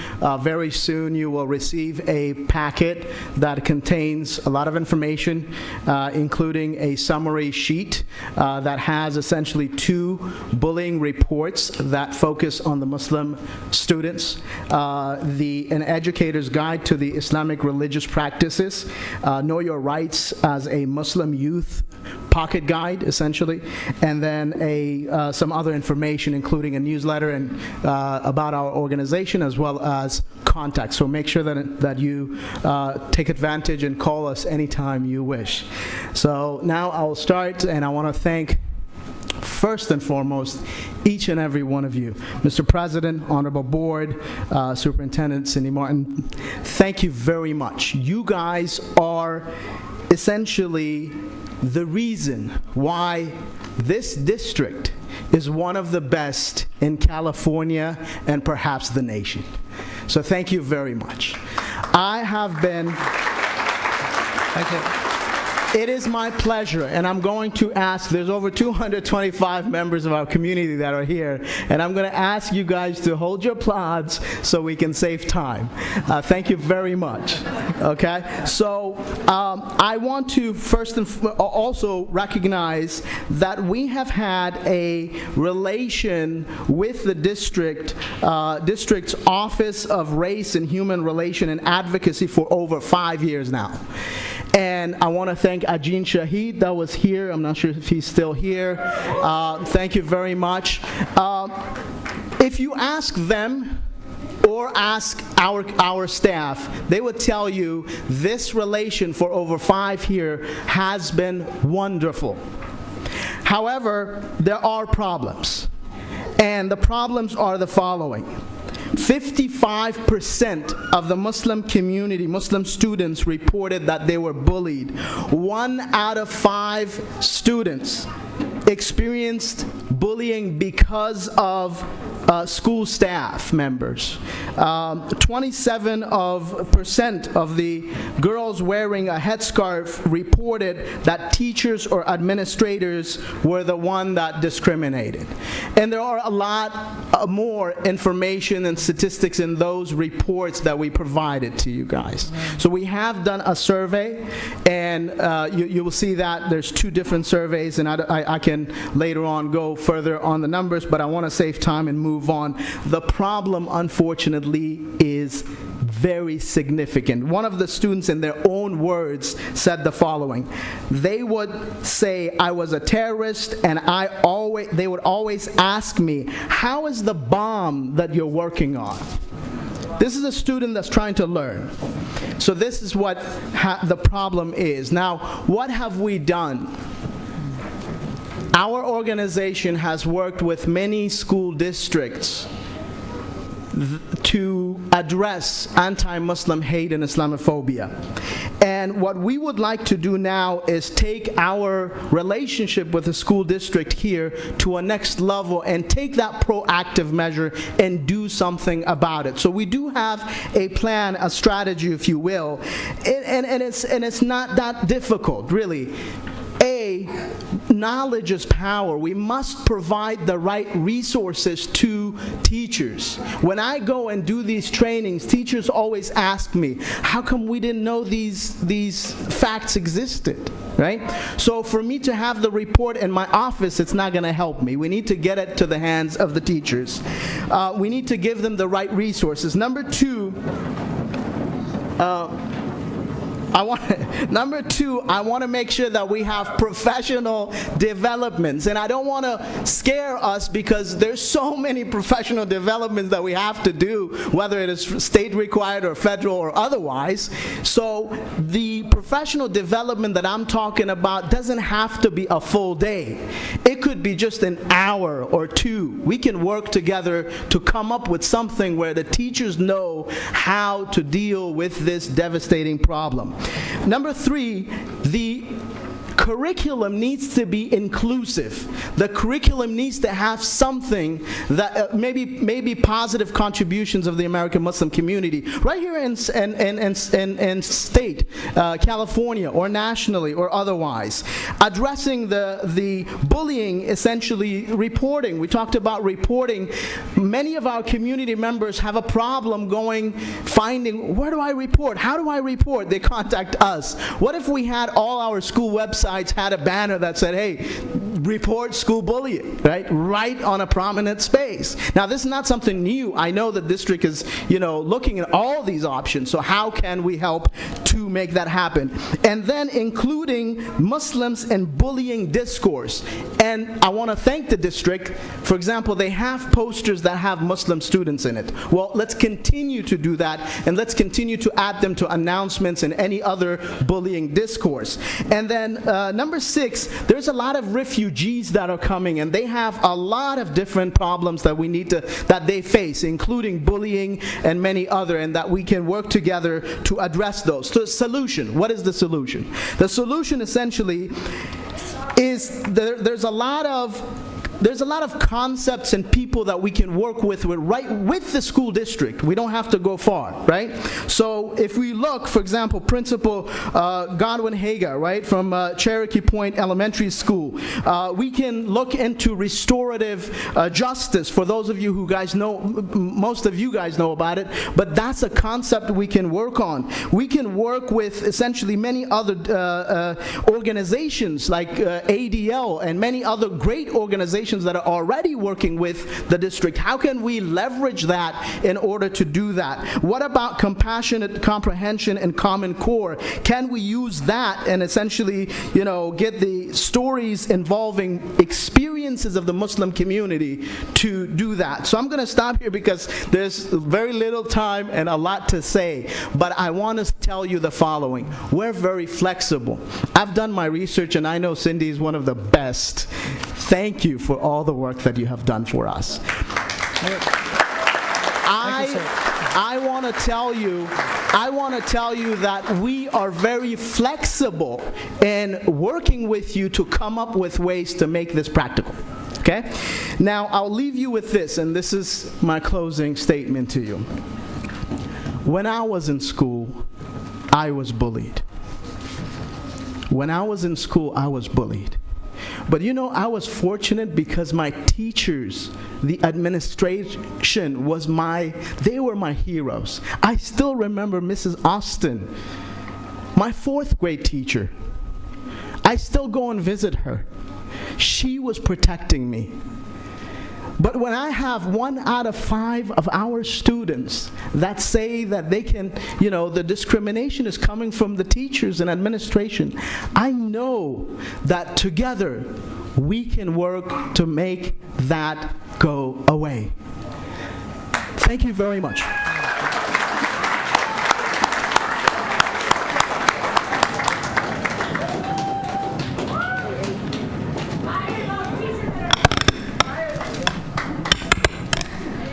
Thank you. Good evening, everyone. My name is Tasmaya Hamed. I am 10 years old. I am going to 5th grade, and today I would like to share my story with you. It all started one day in school when my mom dropped me off. A girl in my class noticed that she was wearing a scarf. She looked at my mom in a very nasty way and asked me, "Why is your mom wearing that scarf?" This girl would repeatedly look at my mom and I in a very nasty way and ask questions about my mom and her dressing, until one day during holiday celebration, the same girl was wearing high heels and she stepped on my hand purposely, and she took her time on it, and I had to scream to have her remove her foot. It was very painful and I could not stop crying. I was crying because my hand was really hurt, purple, red around it, and I was not able to move it. My mom immediately took me to the ER and I had to wear a brace for a couple of weeks. On our way to the hospital, I was thinking, why would that happen just because my mom looks different than my classmates' mom? Please help us stop this kind of bullying so no one gets hurt. Thank you. Thank you. Good Good evening. My name is Sohaila Jibali. I'm going to 6th grade. I love school and science. When I was in 5th grade attending Clay Elementary, I was bullied by a group of 3 boys who started by calling me names. When the teacher didn't react to the name calling, they increased and threatened me. I didn't feel safe. I told my teacher I didn't feel safe. I also told her I want to be safe, but she didn't react to that. The boys started hitting me, punching me, kicking me. They also hurt my eyes. At another incident, the boys pushed me and caused my teeth to bleed. I love most of my teachers, and I always looked up to them to make me feel safe. However, in this class, the teacher was a problem for me. I felt like me and the other students who were getting bullied because of our religion. We were the only 2 Muslims, and we were the only 2 to get bullied. Several times I felt depressed and thought of leaving everything behind and go to a place where no one is there. Thank you. Yes, sir. Good evening. My name is Sharif. I am 9 years old. I'm in 4th grade. I love math, basketball, swimming, and soccer. I would like to share with you my story. In class, when we were talking about different cultures, I shared that I'm a Muslim. A kid in my class told me that Trump is going to beat Muslims up, including you. He also said that Muslims are the worst people. After hearing his words, I was scared and started crying.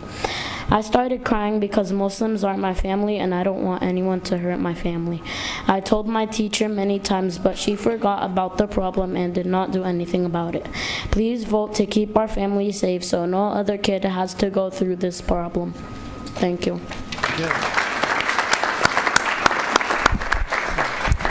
Yes, sir. Good evening, members of the board and attendees. Assalamu alaikum. My name is Luqman Bukhari, and I'm a 16-year-old high school senior.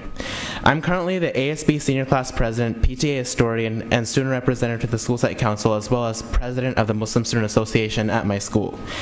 Each and every one of these positions has made me grow as a person and leader by making me experience new challenges, problems, and people. But sometimes the people that I have to deal with are Islamophobic. I can't even begin to tell you how many times I felt inferior because I look foreign, had people exclude me, spread rumors about me because of my faith, or had my ideas trampled upon due to political correctness. Although I managed to work around these setbacks to help create a more diverse and inclusive district and environment at my school, these same setbacks limit and oppress Muslim students like anything.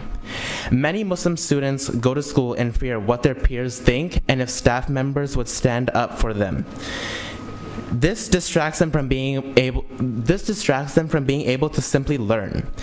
In my psychology class, we learned that students that are continuously oppressed like this develop external loci of control, meaning that they feel their life is controlled by external factors only. According to many published studies, external loci of control were positively correlated with depression and anxiety, which have debilitating effects on students' drive to learn and even live. Do we really want any child to be suffering through this every single day? The sad part of it all is that this has been a common narrative for Muslim students in SUSD for a long time. They're scared of voicing their own concerns because they don't want to feel like a snitch, or they feel like their school's administration won't help them. My own mother in the 80s, who was in this room today, was harassed and bullied by students and ignored by San Diego Unified staff members because of her faith. And it breaks my heart to say that I see the same atrocities happening to Muslim students today. The best way to solve this problem is to create a more open, diverse, and inclusive district, where teachers and other staff members have the proper resources to deal with the individual needs of each student. I'm confident that if the school district works with our community to educate the nearly 14,000 SUSD staff members, we'd be moving in the right direction to achieve more inclusivity, which is why I highly urge the members of the board to vote yes on the G5 initiative. Thank you so much. Well stated.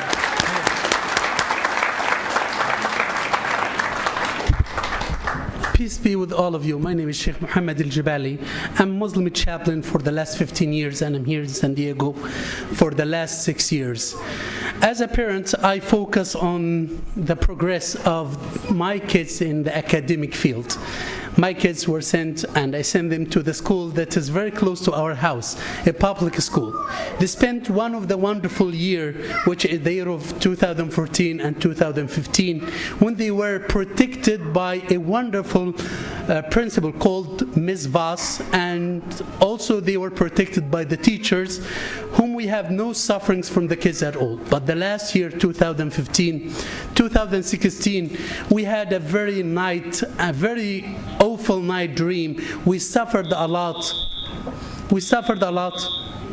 Yeah, please continue. Yeah, we suffered a lot because my kids were bullied, and especially Suhaila, who just talked and discussed this. Imagine as a parent that you have every day the statement that I do like to go to school, the school that is very close, and they walk to it. We hate the school, we hate to learn, we want to get back to Egypt. This happened, and after one full year of suffering, and we found no protection from the principal, no protection from the teacher. Imagine as a parent that your son and your daughter got back to you while their eyes are swollen, and imagine that the daughter got back and telling that she was pulled from a specific and a private part of her body. This happened, and we discussed this with the teachers, with the principal, and we found no protection. I took my kids to the psychiatrist. She suffered a lot for a full year, and I have been forced to send my daughter to a charter school when she completed the year. So I'm here telling you, I reported to the district, I reported to the principal, I took the legal steps to protect my daughter, and this never gave her a protection. So I'm here talking on behalf of all the parents in the United States. Please protect our kids from any bullying and from anything that will make them stop learning. Thank you. We want to thank you for being here. So, this would be the last speaker, and you have a minute. Your time is up. Still have two. You can? No. Your time was allocated, and we need to move. It was absolutely an important issue. It is absolutely clear. I think we really do. So we have just you're the last speaker, right? Okay.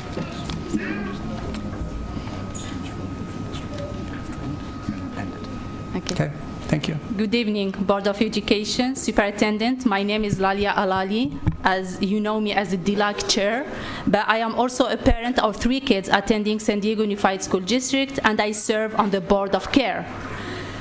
Through this report, CARE provides an evidence how the fear and hatred of Islam and Muslim in larger society filters into the school environment.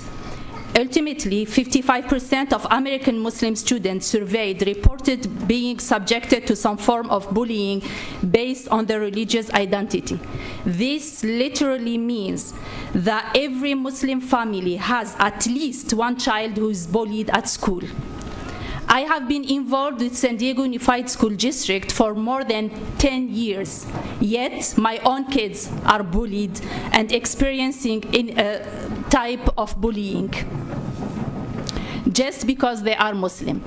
Following the study or the survey, CARE California conducted the focus group. I was in charge of the CARE San Diego focus group. The stories shared by the middle and high school were heartbreaking. These are some of the statements of our kids. They would call me a terrorist and towel head and throw rocks at me. A girl report said, when I wear my hijab in school, sometimes people ask me if I am related to Osama bin Laden. The consequences of that is that Muslim students may feel marginalized, disempowered, and begin to internalize negative stereotype. And moreover, the students who feel disconnected and marginalized from the school environment will lack confidence, suffer academically, and fail to fully invest in their future. As a parent, I hope that the Board of Education and the Superintendent continue their work to create a safe and inclusive environment for our kids. Please vote in favor. Thank you. Thank you. So, I want to thank the students and the parents and for presenting. I know a number of you have written statements.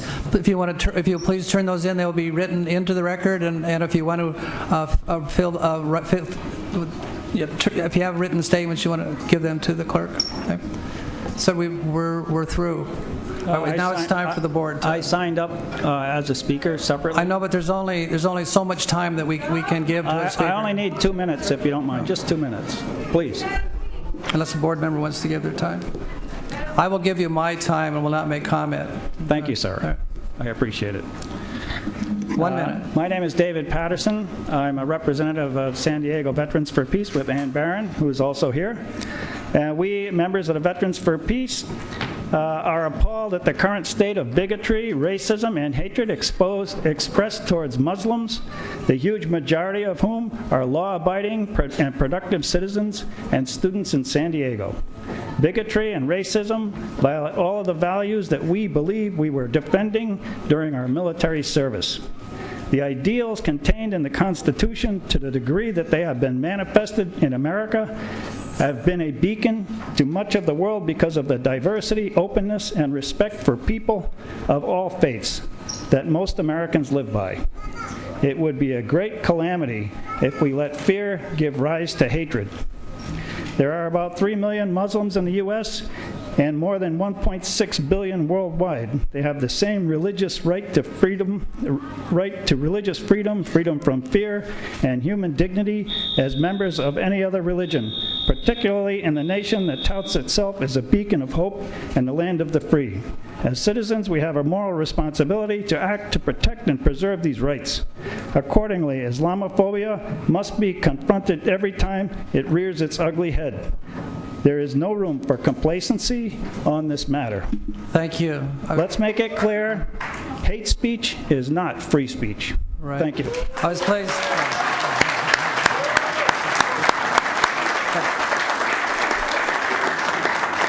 Thank you so much for your comments. I was very pleased to give my time to you. I couldn't have said it better. Very, very thank you for being here. Do we have other comments and discussion from the board? As the seconder on this, I'm really appalled to hear some of these examples. And the comment about bombing, we had Sarah Collins here earlier in the year, and I mean, that had nothing to do with her ethnicity, I mean, with her religion. So that's unconscionable and should not be occurring. I think somehow or another we've got to get a handle on it in terms of what's going on in the schools and elsewhere related to this kind of pressure that they're bringing on the children, and it's just not right. Okay. Thank you for seconding the motion. Other comments? Trustee Evans?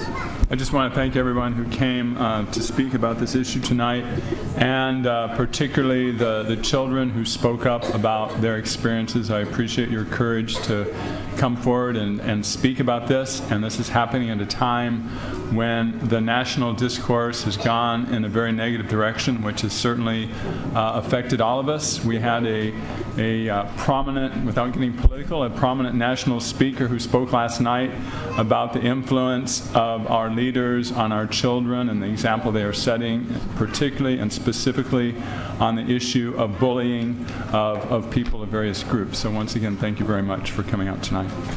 Billy. Trustee Barrera? Yeah, first of all, I want to thank Trustees Beiser and Whitehurst Payne for creating this forum tonight so that people could come forward and have this conversation. Very important to have this conversation. You know, as I was listening to the students speak, unfortunately, again, this is not new, and it's not new in our community. I think about when I was in junior high, which shows you how dated that is. We didn't call it middle school then, we called it junior high. During the hostage situation in Iran, we had students being bullied and physically assaulted because they were Muslim. And we look up a generation after that, and we hear the stories from the students here tonight, and we know that this happens every day in our schools and in our community. But what you're doing is, you as young people, when you spoke here tonight, you're not waiting for adults to make this situation better. You're actually leading us. The young people who spoke here tonight, you're right now making our society better and making our school system better by coming and showing your commitment to this community. As Dr. Evans, mentioned, we've got a discourse going on right now with some people and some opportunistic politicians that continue to try to, find any issue that they can to divide our community. And when they divide our community, they claim that their goal is to make America great again.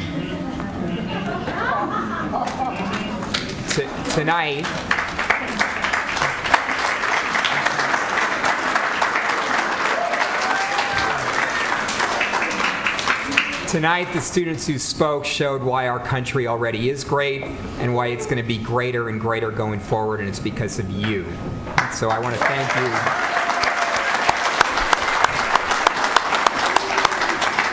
I want to thank you for your leadership, and again, our partnership with the Muslim community, and I very much appreciate you coming forward and talking about how you can work with us and how we can be flexible and figure out how to do better by our students. And we look forward, and I know Superintendent Martin looks forward to working with you. So again, thank you for being here tonight, and thank you for the leadership of Trustees Beiser and Whitehurst Payne for being here.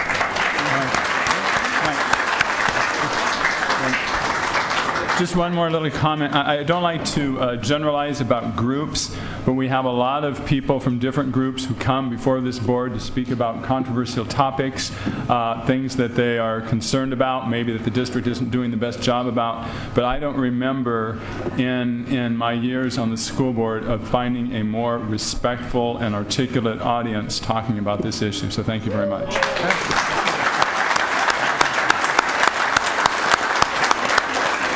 Final comments, Trustee Beiser?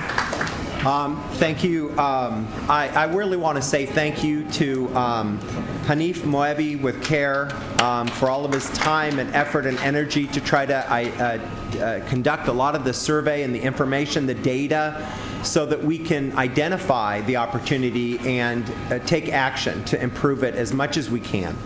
I also would like to say thank you to Lalia Alali, not only for your participation in our school district over the last 10 years, your leadership on the DLAC, and also for being a parent that really cares and coming here tonight.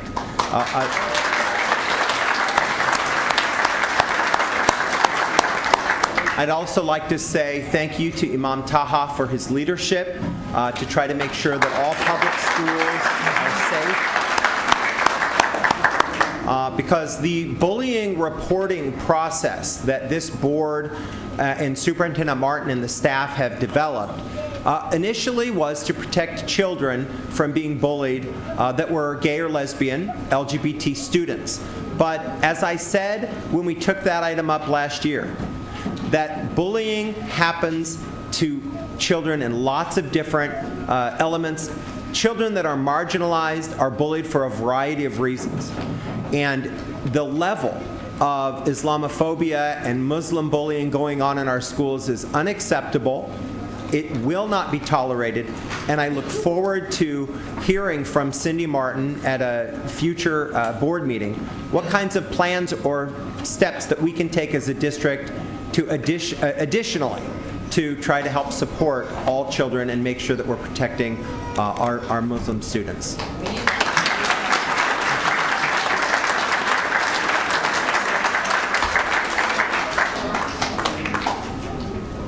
So the board motion is that the superintendent will be directed to bring back to the board a plan to address Islamophobia and reports of bullying of Muslim students.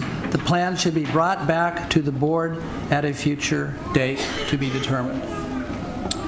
I think that for clarity purposes, a future date is a little bit ambiguous, but I don't want to define it to be such a narrow time frame that it would bind Superintendent Martin's ability to do a thorough job.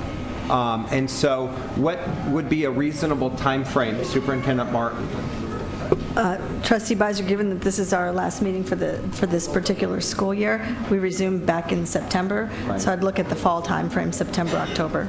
Well, I think that would not allow you to do a thorough job of partnering with community, visiting with parents and students to try to develop a comprehensive plan that would be effective. I don't want you to be rushed. And I also would like to point out, Trustee Beiser, that we have regular LCAP updates, and the issues that we heard about tonight very much are aligned to one of our LCAP goals. And so we have a plan each month to bring back an LCAP report, so we can also look at when is the LCAP goal 4 around safe and inclusive environments. It might be the right place to time my report and our response with that update, and where staff is working on when the monthly reports will be, so we could time it with that. Okay, yeah. So I mean, if it's October, November, the first week of December, what's important is that we get it right. Mm-hmm. That's what's the most important. So thank you. That's why the motion allows you the opportunity to do the work that you need to put together an important and successful plan. Thank you. So the motion is presented, stays as presented. There's no more discussion. Cast your vote. And the vote is unanimous.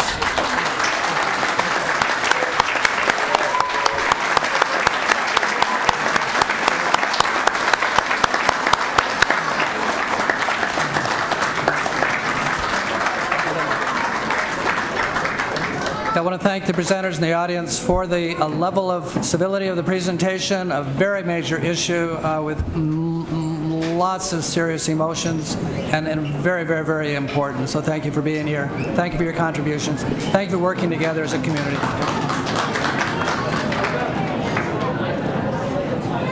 Moving on to H, district operations, and we'll take a few moments. Could we ask to have the front door open so people can also exit out the front door?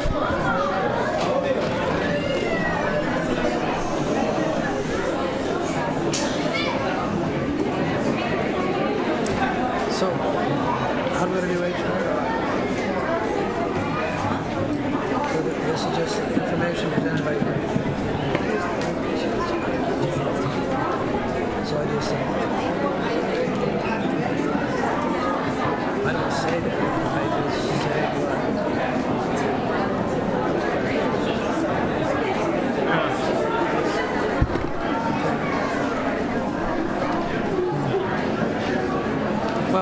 well said. I mean, absolutely.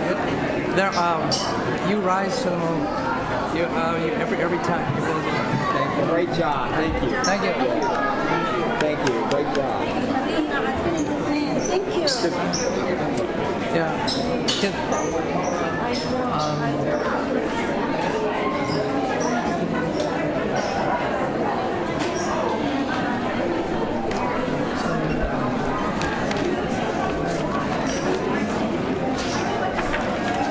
Well done. Absolutely. Yeah. No, but like this?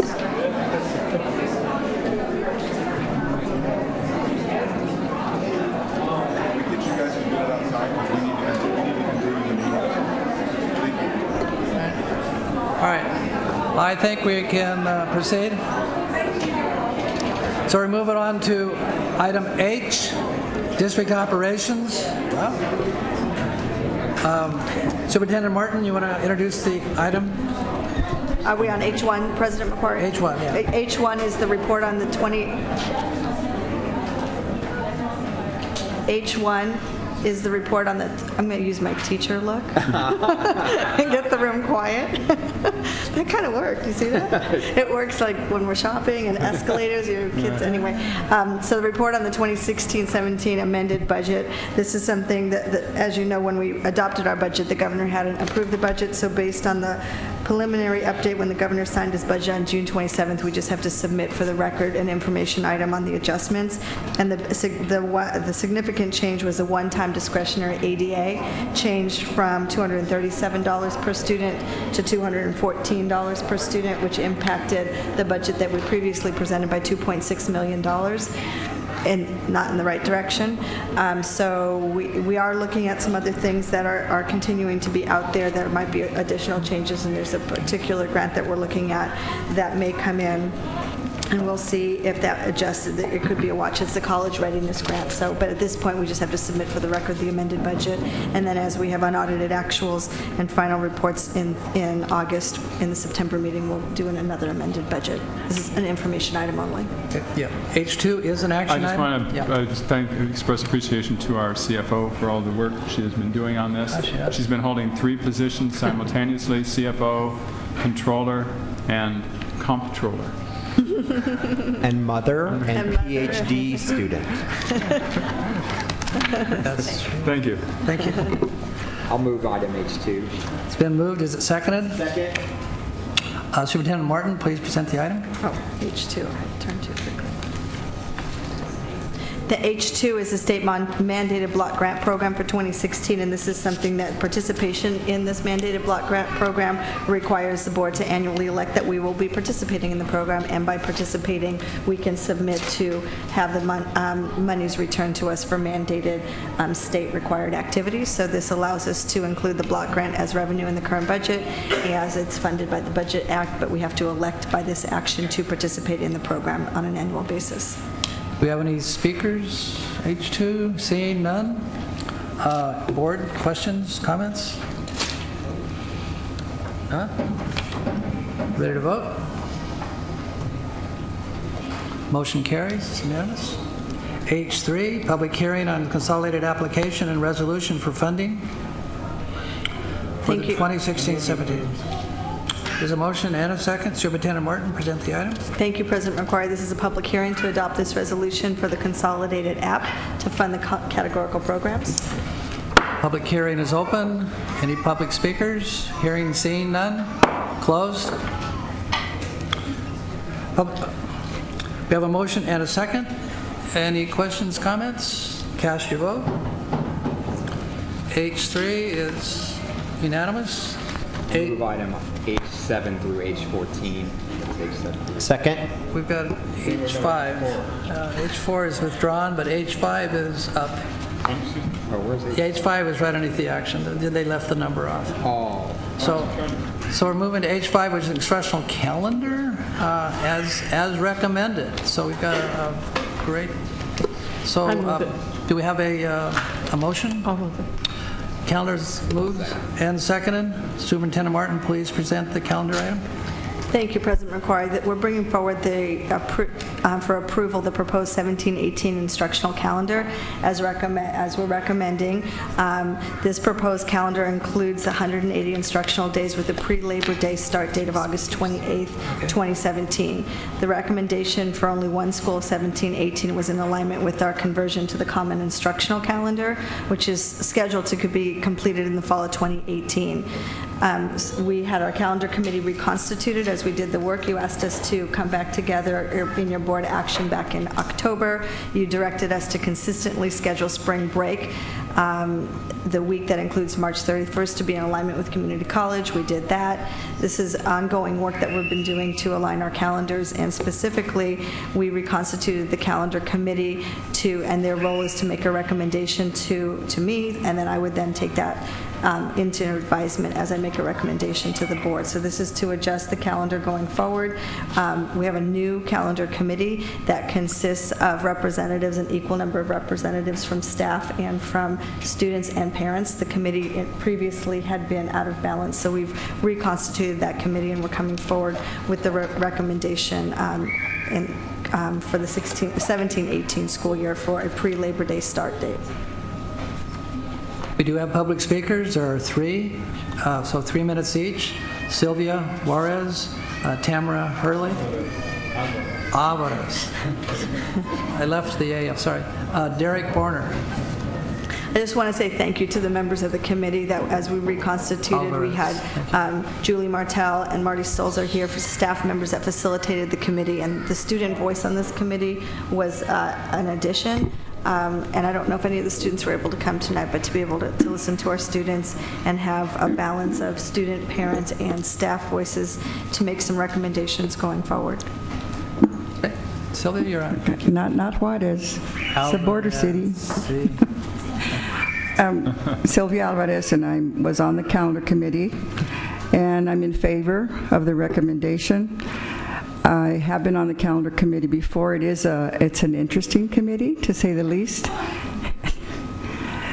There was much discussion, but I wanted this year to say that I'm in favor of it because I work with several school districts that have an early start, very early start.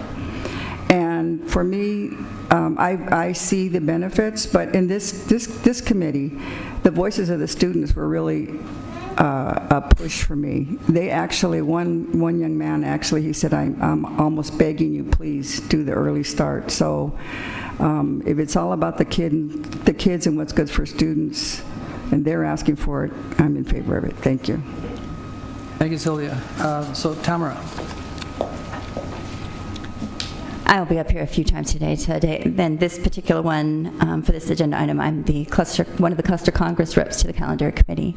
I want to start by saying thank you. I appreciate that this committee is now better, more balanced representation that allows district staff and parents and students to be an equal number. I also would like to say that I appreciate the way that the process was rolled out. It was much more fact-based than in previous years. I do hope that we can do a better job of vetting facts and not just assume that facts that were presented were the full story and an accurate story. I am not here to tell you how to vote. I was not present for the vote. I was out of state because it happened during the summer. In fact, I was able to attend the two discussions, so I know what the discussion was and what the fact-finding was, but I wasn't there for the vote, which apparently that's all that happened on that day. But I do want to share that the Cluster Congress did not have an opportunity to reach out to their stakeholders because we couldn't adequately represent them because the information that came to us with all the facts came after the school year was over. And we rely on a tree of we contact the clusters contact their parents in schools, and then those branch out, and that couldn't function after school was out.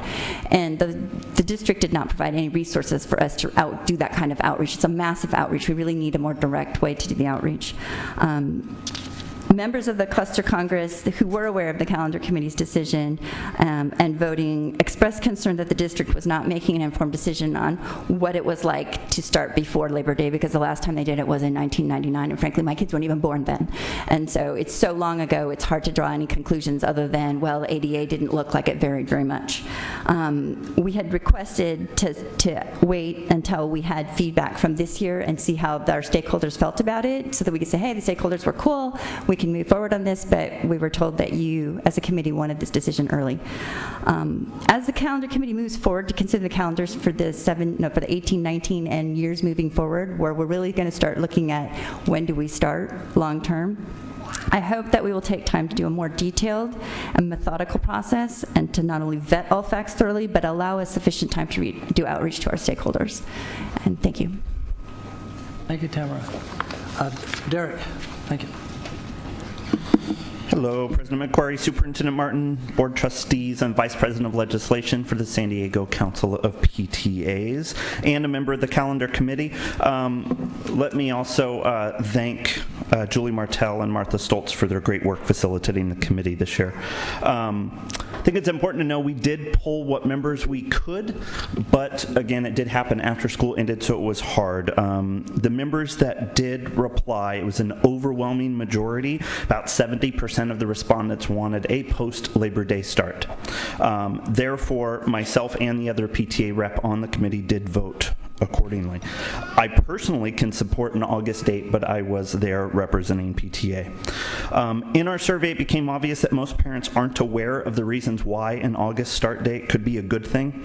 One comment that really resonated with our board, and I shared this with Superintendent Martin, and this is a quote: San Diego is the largest school district in the county, second largest in the state. Why do we have to follow the rest of the county? Shouldn't they be following us? So I asked that this be addressed. Are we just behind the 8 ball? I don't know. Parents are really just used to starting after Labor Day. It's tradition. I understand it. I went to elementary and middle school in this school district. I started after Labor Day. It's part of my DNA. Military families was a big topic in the poll. In a sample we did of 4 other large school districts in other parts of the country that serve large military communities: Norfolk, Virginia; Mayport, Florida; Fort Bragg, North Carolina; Virginia Beach, Virginia. They all start after Labor Day. For children, military-dependent children, they are going to lose a week of acclimation time. Nonetheless, I ask, whatever you do, please share why you're doing it. Let the public and the parents especially know why you're making that choice. I don't know that it'd be a bad choice, but please let everyone know why. Thank you very much. Thank you, Derek. So we have comments, questions from the board? And we had comments that were we had a better constituted committee with more participation. The meetings did take place in June, and I know the recommendation is that next year, as we go forward for making a more definitive and definite calendar for the years out, that there will be meetings throughout the year. So we're looking forward to seeing that. Looking back to last year when we talked about the calendar to this year, it's definitely far more participation, more understanding, and more involvement. And I want to thank the community and the staff for making that possible. And the calendar committee will reconvene in October of next year to start looking at the start and end dates for the 18-19 and 19-20 instructional calendar. Just a couple of things, Mike. Sure.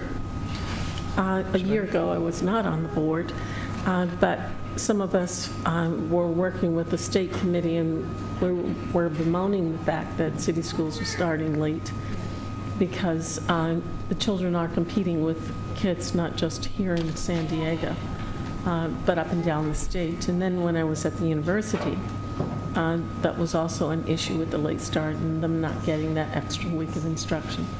So from my perspective, I'm happy about this. Thank you. Any other comments? Cast your vote. Congratulations. Unanimous? I will move 7 through 14. All right. Second, items 7 through 14. We have 7 through 14.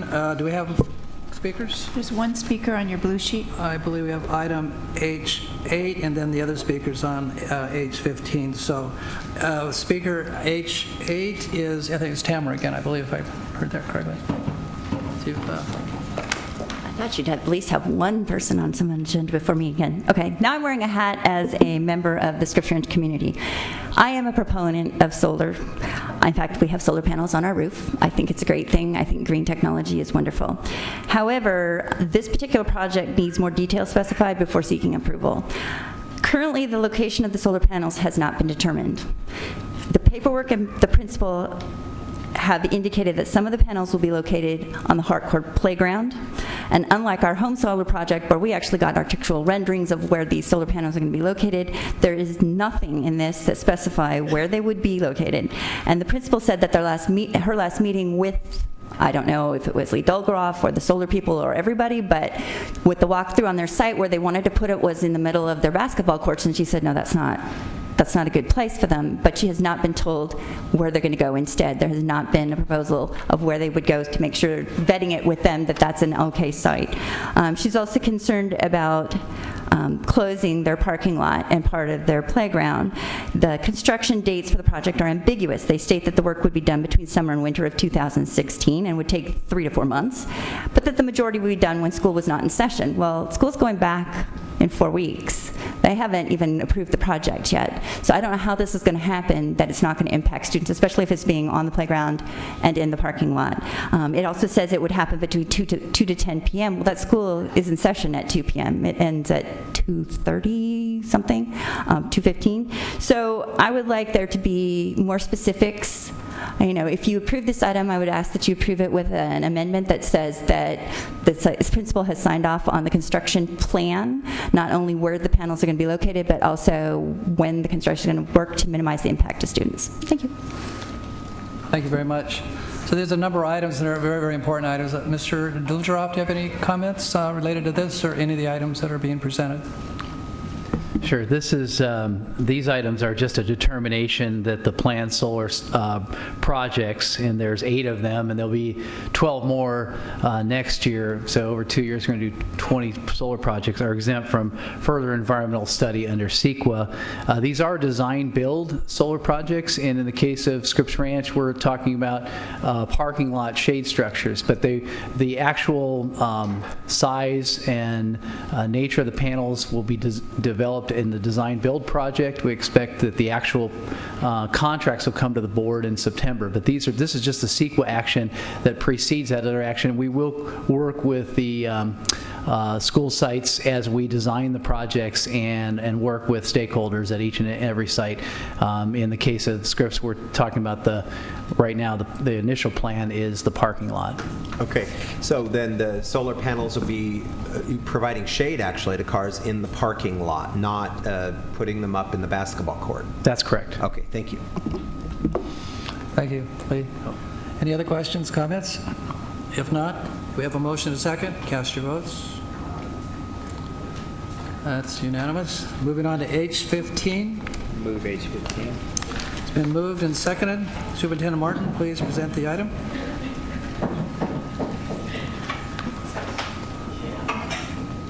And then we'll have speakers. You want to frame it? Yes. Or?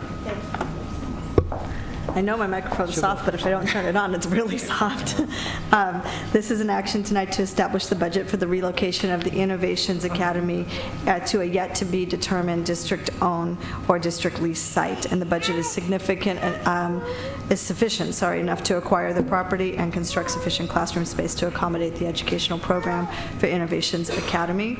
And this is to take action to allocate the project and project description and the estimated budget for this for Innovations Academy. Okay, so we have speakers. So we've got all the support and all the opposed. I think we have two support. Let's see. Thank you very much. 4 and 4. So let's do citizen and let's do 2 opposed, and then we'll do 2 by 2. So so then Kristen. So we have two who are 4. So are you doing 2 minutes each? Well, it looks like we're not all here. Let's do 4 and 4. So let's have the 4 speak first. 4. So support. So Kristen, Gabriella. This $20 million is coming out of the charter budget, which is a big chunk of that money. What concerns me the most is that when there's a school north of 8 that needs a new school and new land, they get it really fast. This program was pushed through really, really fast, and the way it's being set up is very convoluted. This school is already on a site, and it already has a good building, and it's doing very well exactly where it is. Now, to go out and buy this land, you're saying it's $20,000, but that's not the truth. The truth is you're going to put a burden on property tax owners of about $30 million when we finish paying those bonds. That means that the children in this school district right now are going to be paying for buying this land when there is absolutely no need to do that.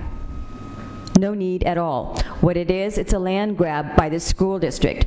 And I can see that after you sold all these properties without any regard for the community, you can see in the future that was a great way to come up with revenue when you guys have a big budget deficit.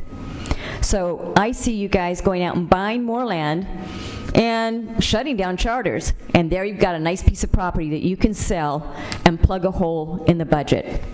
And that was not the purpose of this bond money. The purpose of this bond money was to fix roofs that are leaking. You guys approved $75,000 to put partitions in the bathrooms.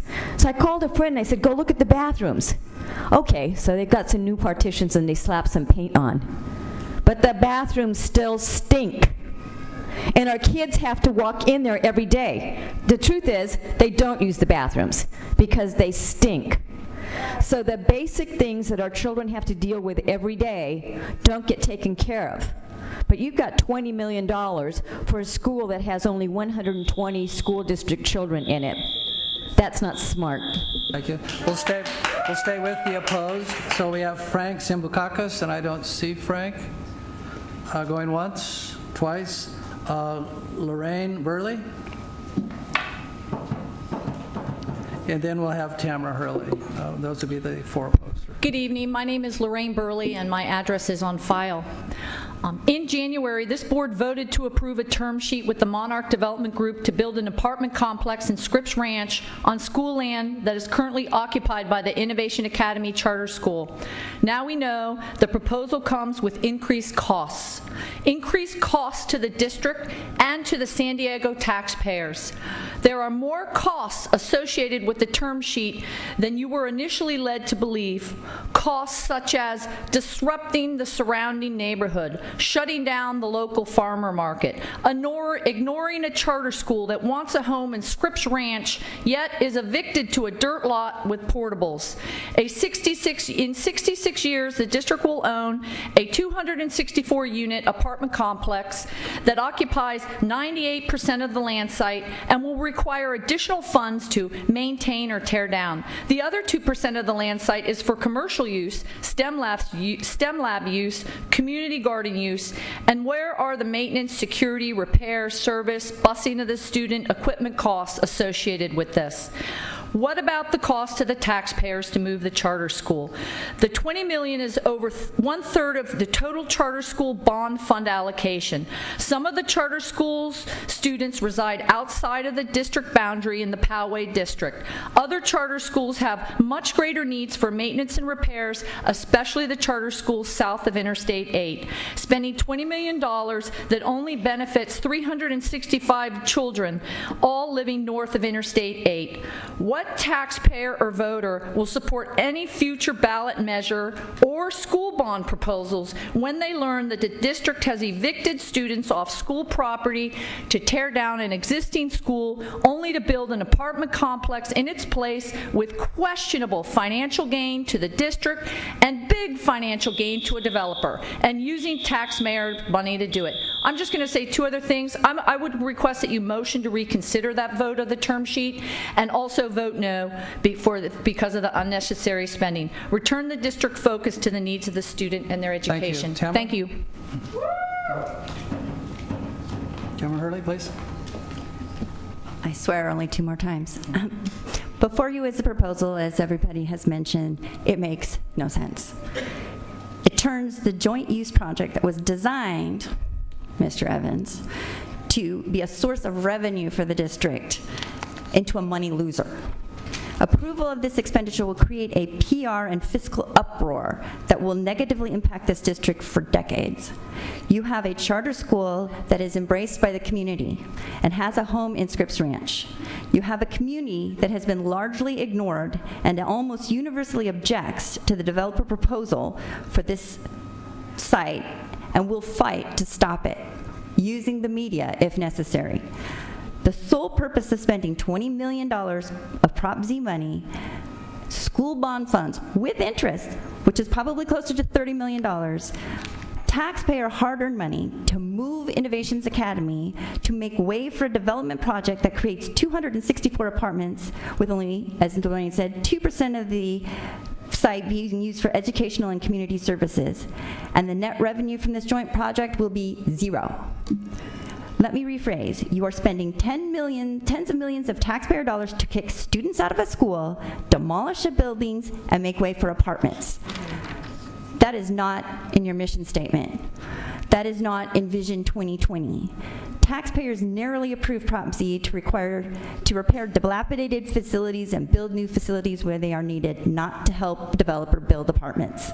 If you vote this expenditure, you will doom the district's ability to raise any more funds through school bond measures for decades. I urge you to vote not to vote for this expenditure, to vote for it, but not to vote. If you don't believe my assessment in the numbers, at least table this agenda item and hire an actuarial accountant to run the cost versus benefits, including taking into account interest and inflation. This makes no fiscal sense. Thank you. So we have speakers for Christine. Hi. Good evening, members Gabriella, of the board. Jennifer, and Bridget. Yep. and Superintendent Martin. I'm here tonight to represent Innovations Academy Charter School. I am the founding director.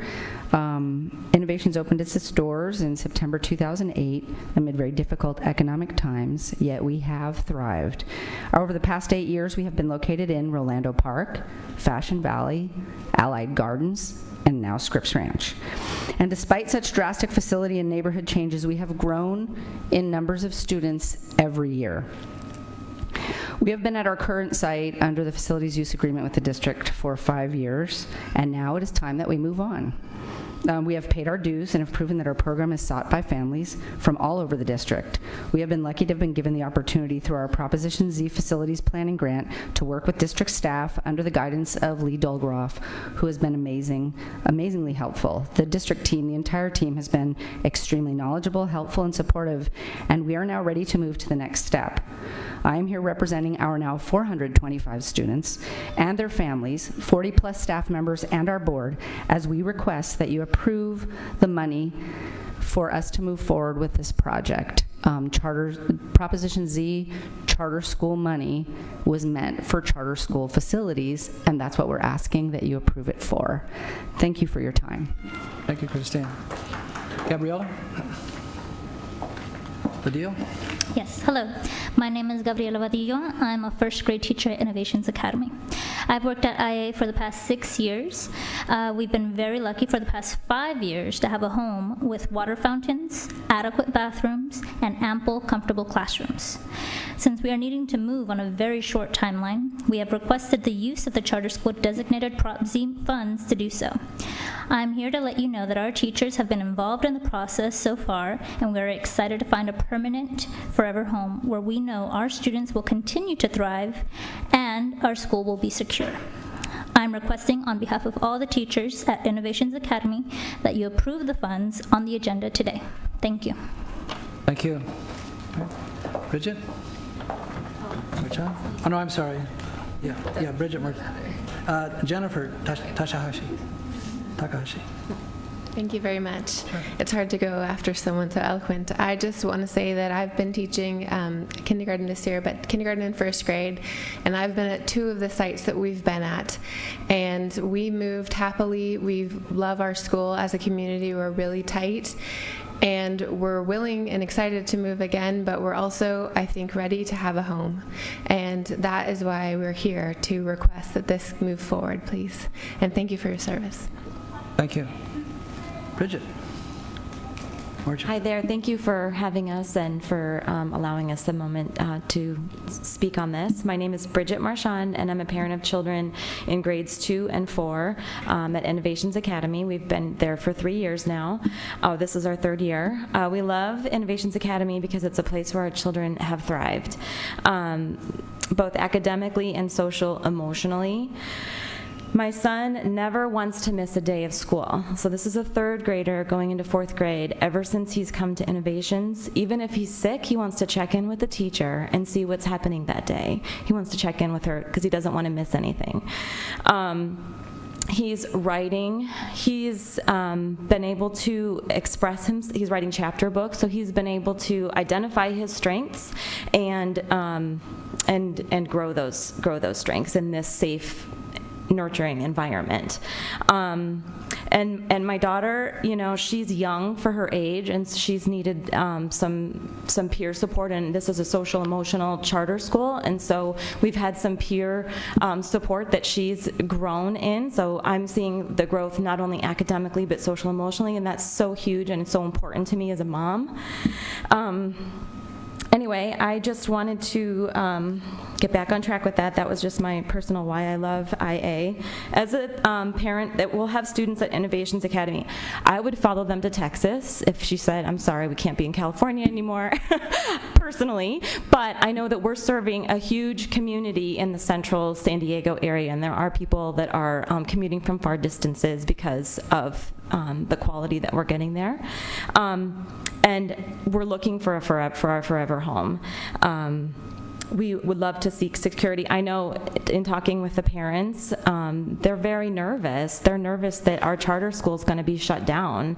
And so, you know, by holding back the funds, they're getting nervous. Anyway, thank you very much, and I am here today to respectfully request that you approve the funding recommendation from the district staff so that we can responsibly and safely make progress to establish our learning environment. Thank you again for your time. Thank you, Bridget Marchand. So we've had a motion and a second. Discussion? It's just kind of interesting that initially when this board considered the development project, we were led to believe that this would actually be, to some extent, there would be revenue generated from this development project. And now we're finding out that there's another 20 after it's paid off, $30 more million in expenditure. And so I'm not really sure, is this going to be generating revenue for the district or not? And so to that extent, I'd like to make a motion to table it until which time we can take a more thorough look at the total financial picture of the development. So that's my motion, to table it so that we can take a better look at the true financial picture here. So did we have a motion on the table? Yeah, I just made a motion. No, we had a. I moved it. We had a motion. There is a motion already on the floor. So did you want to? Then you want to table the motion, which takes precedent. Correct. Okay. It takes precedent. Can we vote on my motion? No, but he's tabling your motion. I can't just table my motion. No, he can't. You vote on the table. If there's a second, then the motion to table it would be considered first. Right. Right. So is there a second to that? Hearing none. So the motion still stands as presented. Okay. Thank which you. is accepting recommendation of the staff. Right. I understand. Okay. And then I would move to reconsider. Hold on just a moment, President Macquarie. I would move to reconsider the original term agreement, but because I voted no on that motion, I'm not able to make a motion to reconsider the original decision. So unfortunately, that's not an option for me either. Parliamentary presence. Well, that's Robert's Rules of Order. So in terms of the situation that we present ourselves and we find ourselves in, currently the students are in a school right now. And so, the best way, I think, to support the school and those students is to allow them to continue in that school that they're at.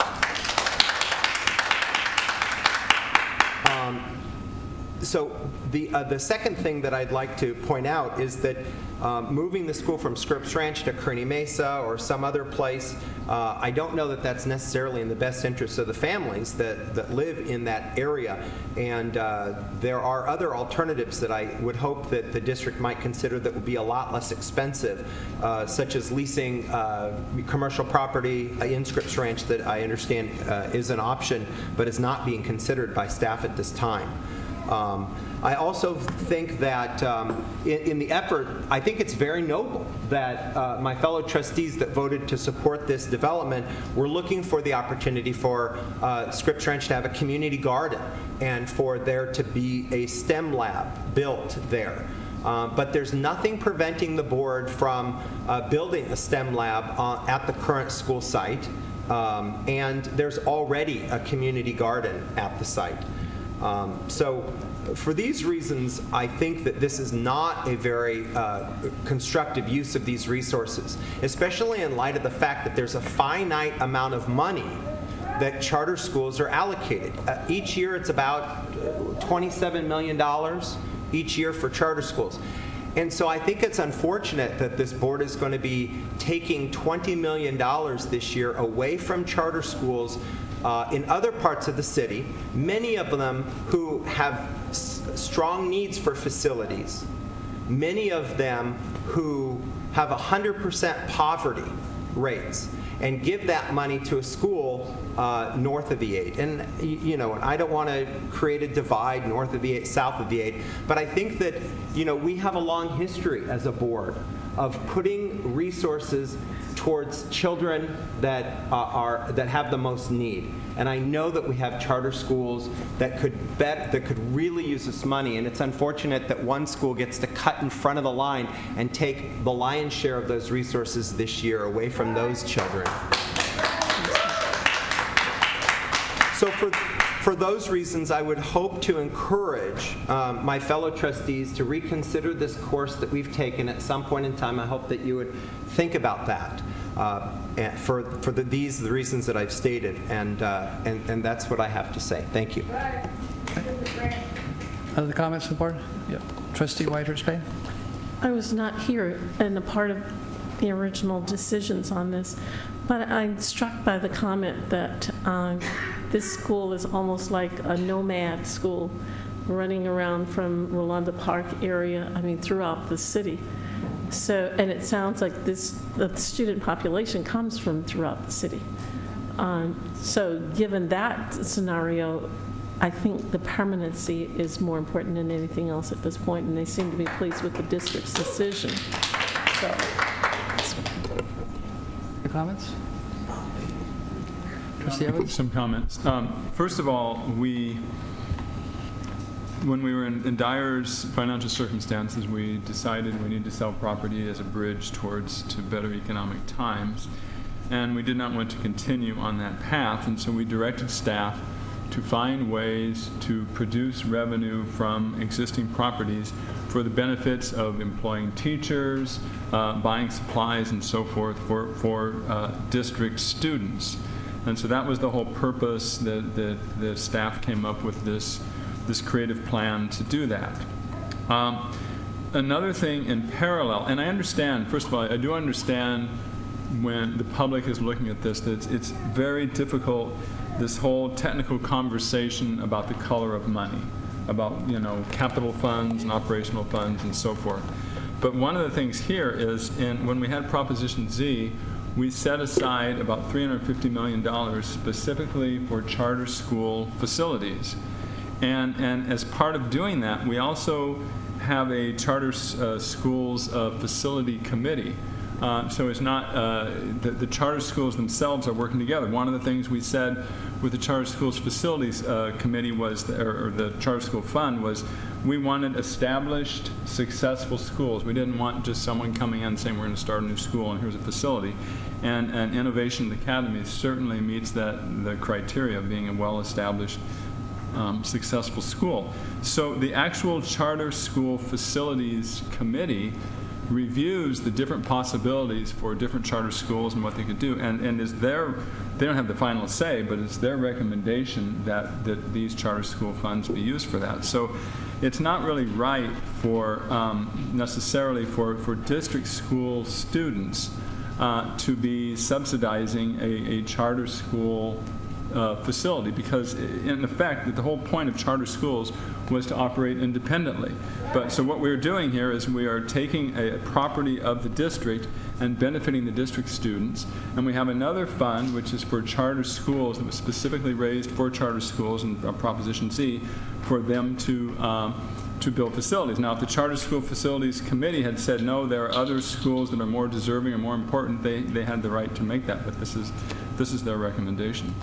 So I think we just need to make this distinction between the district schools and the charter schools.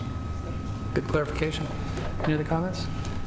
Yeah, so we're not here reassessing whether we take this move or not.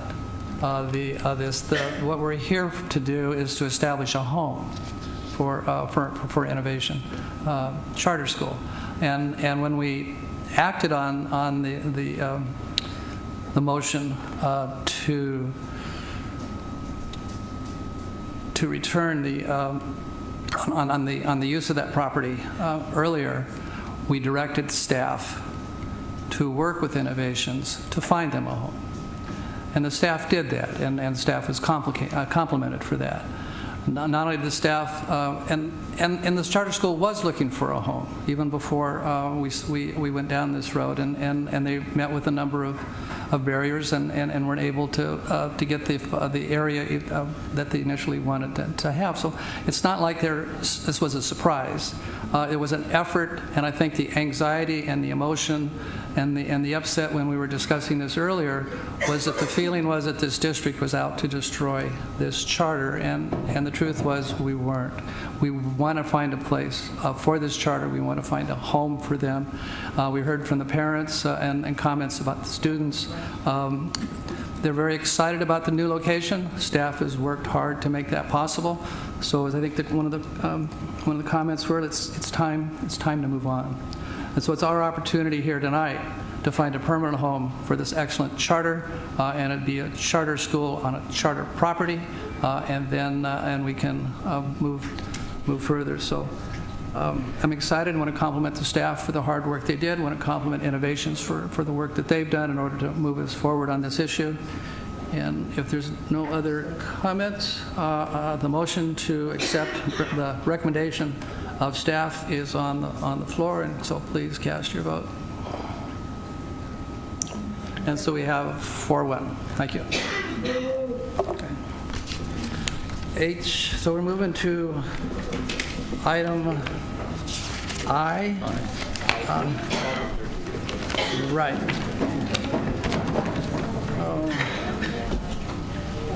So item I-8, and we have, what do we got here?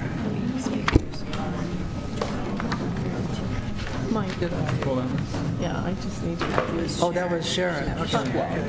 12 is Richard, and you have speakers on 12 and 32. Okay.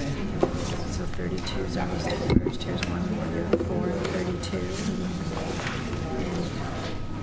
5 on 12. I-8. All right, so let's go to I-8. I just need to recuse myself. I'm the chair of the University Auxiliary, Cal State San Marcos. Understood. So just recuse. All right, it's been moved, it's been seconded. I'll second 8. Cast your vote. Thank you. Item 12. Yeah, I asked to pull item 12. It's the ICC report, but one of the recommendations in the report is to actually move forward with our ethnic studies course, which has now been approved as an A to G certified course. So I wanted to actually give Superintendent Martin and the staff a chance to talk a little bit about that, and I think we've got folks here from the Ethnic Studies Now Coalition that have helped move this forward. So I wanted to acknowledge that we're actually doing this, and we're about to start this course in the fall. So Superintendent. Thanks for pulling it and bringing some attention to us. So this is the Ethnic Studies Committee or Coalition we've been working with all year, and we have a plan now going forward. And the fact that this has been approved, UC A through G, is the next step that we needed to take. So thanks for highlighting it. Absolutely. So we have public speakers: Mary Lou Finley, Kiki Ochoa, Tommy Flanagan, Juan Orozco, and Zuelma Torres. So, Mary Lou Finley, thank you. Thank you for stepping up. Oh yeah, 2 minutes. Thank you. My name is Mary Lou Finley. I am 71 years old. I have been working for the district since 1998. I have worked at Crawford High School. I've worked, one of the schools I've been at, another is the one I'm currently at, Bell Middle School. I've worked in different high school classes, a 10th grade world history. Currently it's 7th and 8th grade world history classes, 6th grade world history classes. And I think I've mentioned it before, but I have been appalled by what is being taught to our children.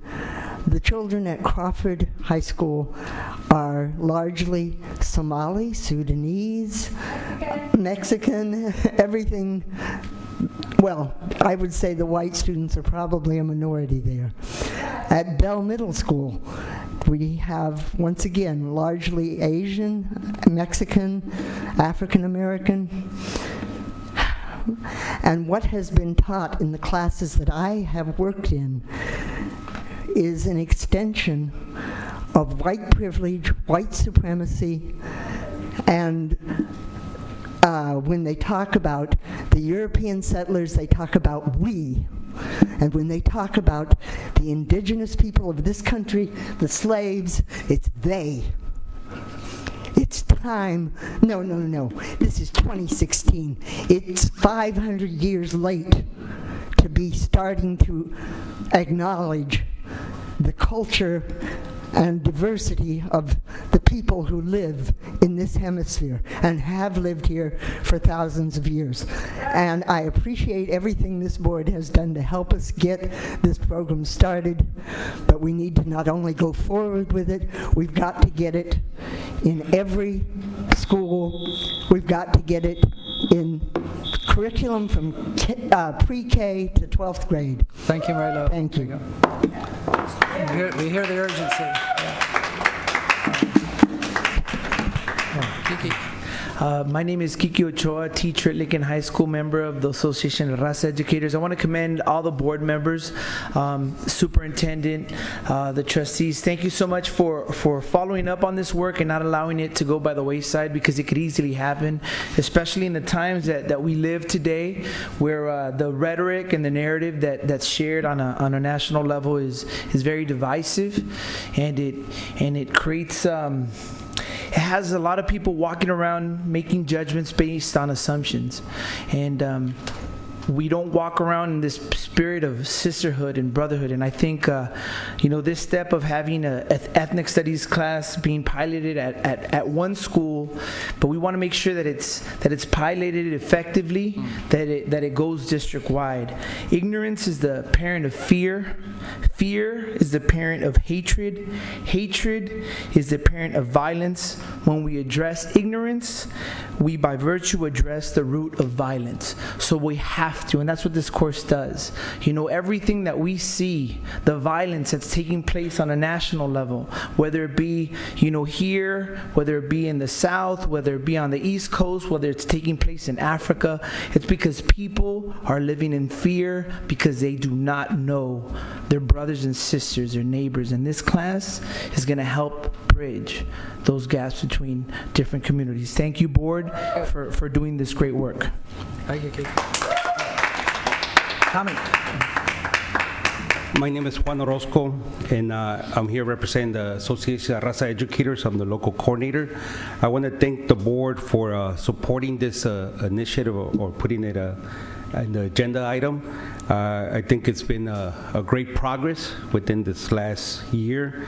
I just want to suggest that you all fully fund the pilot to provide the time to develop curriculum in order to have a successful district-wide implementation, and make sure a true advocate or coordinator grounded in the community takes place, since Bernard Moore has left the district and he was kind of like the liaison within the community. So those are a few of our suggestions. Thank you.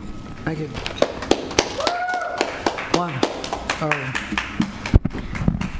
Good afternoon, board. My name is Zulema Torres, and I want to start by saying I'm a teacher with the district. I'm also a mom of students in the district. I'm also part of Ethnic Studies Coalition. I'm also part of the District 1, and I'm also part of Audit. So, I carry many hats, and I feel that there's such a push and such love and such motivation to push this course that it's kind of sad that we don't see it being strategically, push to be in more schools. I have a daughter who is going to be an incoming 9th grader at Paloma High in 2000 summer, fall 2017. And I really want her to take this course. I really think that she would learn not only a lot about herself, because she's half Mexican, half Puerto Rican. She's Afro-Latina, and that has never been addressed. So definitely I think that I'm here to reinforce the fact that you all voted to fully fund this program and to keep the promise and to have a line of time to see when it's going to be, immersed in other schools. We need a plan, and we need a person to champion this, because the way this country is going, we're going backwards, and I think we want to be the front line. We want to be the innovator, and let's get this moving. So here I am again to make sure that you guys follow up with your promise, the 5 vote from a few months ago, to fully fund and fully provide ethnic studies the proper importance. Thank you. Thank you. Thank you. Juan here? So do we have one more speaker? Here we go. Good evening, Tommy Flanagan, currently teaching at Bethune K-8, heading into my 18th year in the district. Proud member of RA on the Mesa this year, Ethnic Studies Coalition, as well as Sault Ste. Marie Tribe of Chippewa Indians, or Anishinaabe, from my home state of Michigan. First of all, thank you for the anti-bullying resolution for our Muslim students tonight, just as you did for our GLBTQ students. It's very important. I think everybody here supports that as well. It's all intersectional. It's all one common struggle. Funding, though, thank you for the unanimous resolution, including the superintendent chiming in on that evening. But where we place our money definitely speaks to our priorities, and ethnic studies definitely, as people mentioned, needs to be a top priority. As far as expansion, we know we're coming to Lincoln this year, but where we're going beyond that, we need a solid plan for expansion. Personally, I'm going to be getting my single subject credential this year in the hopes of teaching a course in the future. And we also need more than just a contact person or a point person in the district.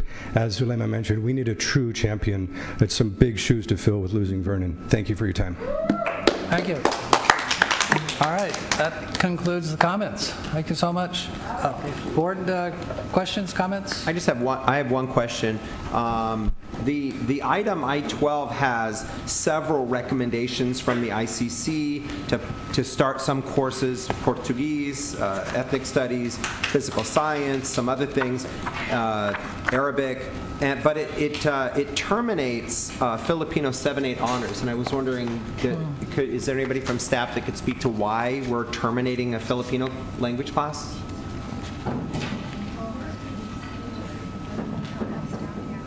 We don't have staff here for that item tonight, but we could get back to you about that. Okay. Could we? What I can say is Wendy Rank-Burr is working with the ICC committee, and every decision that we make is put through our own decision-making process about where the priority would be, so Wendy can provide an answer. Now the one of the bigger context to it, I'm sure. Right. One of the things that might be we might have opportunity with our community college partners is that, you know, it might be one of the most common reasons for doing something like this is maybe there's only 4 or 5 students that would be interested in taking the course. So maybe through partnerships with community colleges or things like that, those students might have that opportunity. So I'd like to ask Superintendent Martin and the staff to explore allowing those students to still have access to Filipino 7-8 honors, maybe through some other venue. We'll take a look at that. Okay, thank you very much, Superintendent. I would suggest that you definitely look at the reasons. What's that? Because we might have an answer from staff, actually. Thank you. It was lack of enrollment. That's right. That's it. Okay. You should get that. And they found the solution with the other courses mentioned there. Arabic, they're taking it elsewhere. So I would think that it is something related to. Well, yeah, the sub-point 5 does mention that Arabic will be offered for those limited number of students interested, but it doesn't necessarily speak to Filipino opportunities. So hopefully staff can look at that and see if there's. He just told you that the students are not interested. Well, it's low enrollment means that there still may be 5, 6, 10, 11 students that are interested, and so then finding opportunities for them to take that course would outside of the school, just like they are for Arabic. Yeah. I mean, by the time the children get to 7-8, they've got all these electives and other things, so they can take a look at it. But I don't think. Cool. Thank you. Any other comments, questions? If not, cast your vote. All right, we have ethnic studies, we have Portuguese language, we have a number of things going on. So exciting. Thank you, staff, for the hard work. So we have the other item that was pulled is I-32, and we had a citizen wanted to comment. Going once? You have more than just one. I did? Hold it. On the blue sheet, yes. Okay, we have Frank. And Lorraine again, and Tamara. And citizen. Thank you. So we have 2 minutes each. Ready? You're ready. My name's Lorraine Burley, and I'm here again. My address is on file. I wanted to address this agenda item today because the First Amendment agreement for this item proposed additional bond spending for the scope of work, which was Exhibit A, and it described it to add other tasks as assigned. But the scope of work is for the Scripps Mesa Conference Center CEQA project tasks and for the project timeline associated with the joint occupancy apartment redevelopment. And so I was interested to know what the other tasks were and if they exceeded, because it says the tasks aren't supposed to exceed $550,000. And I also would like to know, will the school be reimbursed for any additional expenses associated with that property? Also in this agenda item, the copies of the original agreement and the cost recovery agreement were referenced, but they're not included for review. And so I respectfully request the board to present the agreements and provide information about the tasks that are not defined. Thank you. So we have Tamara, then followed by Citizen. I promised last time tonight. This is just more expenditures on this joint use agreement. We're adding the total of costs. And again, another cost that was not affiliated with this joint use agreement when it was proposed to you as a money maker. It is unclear, as Lorraine mentioned, what amount of the $530,000 goes to the Scripps Mesa joint occupancy agreement and whether that will be reimbursed by the developer. It is inappropriate to spend taxpayer money to help a development project for apartment complexes. It's a PR nightmare. And you could avoid this expense. You would not need a CEQA expense for development of an apartment building complex. And you could save the cost of purchasing land, which is estimated to be $10, $12, $11 million. If you let IA stay where it is and build on that site, it makes no sense to move them. Thank you. Citizen? Again, the school district is making very poor plans with school land. You're taking more taxpayer money and putting that burden on us to pay for it. And when you do that, the costs are double or triple of what you're spending now. And that's not the right thing to do to children that are going to be bearing this burden when they're trying to get into homes, when they're out of this school district. This is a poorly conceived plan. You're moving into an area that's way outside of the mission of your public mission of educating children. There are a lot of issues that you have that you need to be directing instead of spending a lot of money on staff to be running a real estate office and of helping developers make money. This is really poorly thought out and needs to be reconsidered by this board. I just don't understand why you're taking school land and giving it to a private developer who's going to make a lot of money off of this, a lot, for peanuts. You guys are going to get a little bit of money, but you're going to spend $30 million. Who spends $30 million to get $20 million? Who does that? Only you guys. You really need to reconsider this and look at the whole picture of what you're doing with this development project. There was a time when this school board cared about the quality of life in our communities, but people are afraid of you. I don't think you'll ever get another bond passed with how many neighborhoods you've made angry because you're tearing up the quality of their lives of what they expected. And no school should do that to a community. A school should fit in and be a welcome part of any neighborhood, not something that's disruptive and makes people angry. And you have people in this, you had 50 people in here, literally in tears because you're destroying their everyday lives with the activities that are going on our school lands because of your decisions. You really need to reevaluate what you're doing. Thank you. Any other comments? Got a motion? We had a second? Oh, I mean, I'll move the item. I didn't even know it was pulled. It was pulled. I-32 was pulled. Okay. So we had a motion. We have a second. Any comments? Cast your vote. I-32 passes unanimously. They're moving to J. Wait. I voted no. I hit the red button. Oh, I didn't see that. Revote. Thank you. I somebody went under there and crossed the wires. I understand why. Got it. There it is. It's clear. See it now. Thank you so much. Do we have any public speakers? Okay, Valentina Hernandez. Non-agenda item. It says, yeah, we're... She doesn't speak on stuff that we've done. She originally It's been so long, I already forgot what we were going to talk about. Hello, everybody. Oh, I got it. Well, there was a lot of issues going on today, definitely. And I was going to talk about the importance of parent centers in the schools. Monroe Clark and, as you already know, Monroe Clark and Hoover both were losing their staff for the parent centers, and parents are not very happy about that. We need to bring back the parent liaisons in the schools to engage more parents, to train them, to get them involved.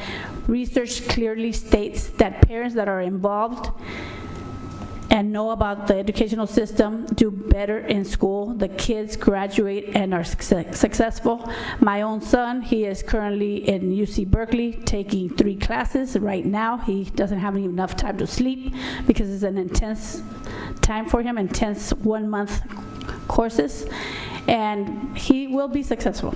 And why? Because I have pushed the importance of education since he was a baby. And we need more parents to do the same and not to rely just on the teachers. They have to play an active role also in making sure the kids do their homework and that they go to school daily, that they don't miss out on school, because if they miss out, they lose out. And they will not be able to recover the time that's spent in school. So that's one of them.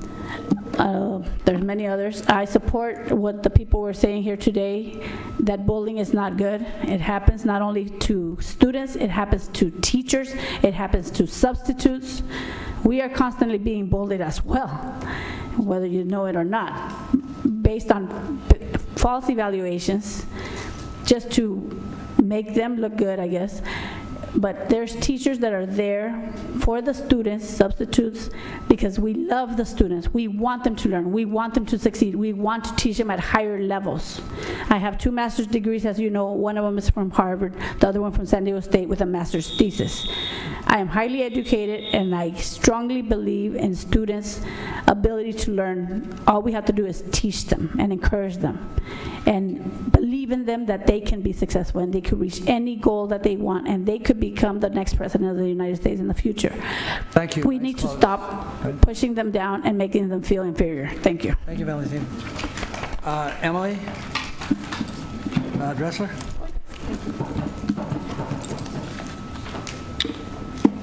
Hi, good evening. I wanted to talk about a decision, or maybe the decision-making process. And I think when we make decisions, we look at the information before us and try to make the best decision we can. And a few months back, this board looked at the information that was before them regarding the Monarch project in Scripps Ranch. And a lot of the things... That's an agendized item? No, I believe the bond issue was an agenda item tonight, but not your decision about the So Monarch. is your point about the process that decisions are made, or is your point about the project itself? The project itself. And that was discussed. Go ahead. Okay, I'm not going to be addressing the use of the Prop Z funds that was the issue tonight. I'll be discussing the decision that was back a few months regarding Monarch. Although you are correct that they are part and parcel. And that is that as this project has proceeded, new information has come to light, new problems have come up, and I think we should have the courage to maybe reevaluate at this point.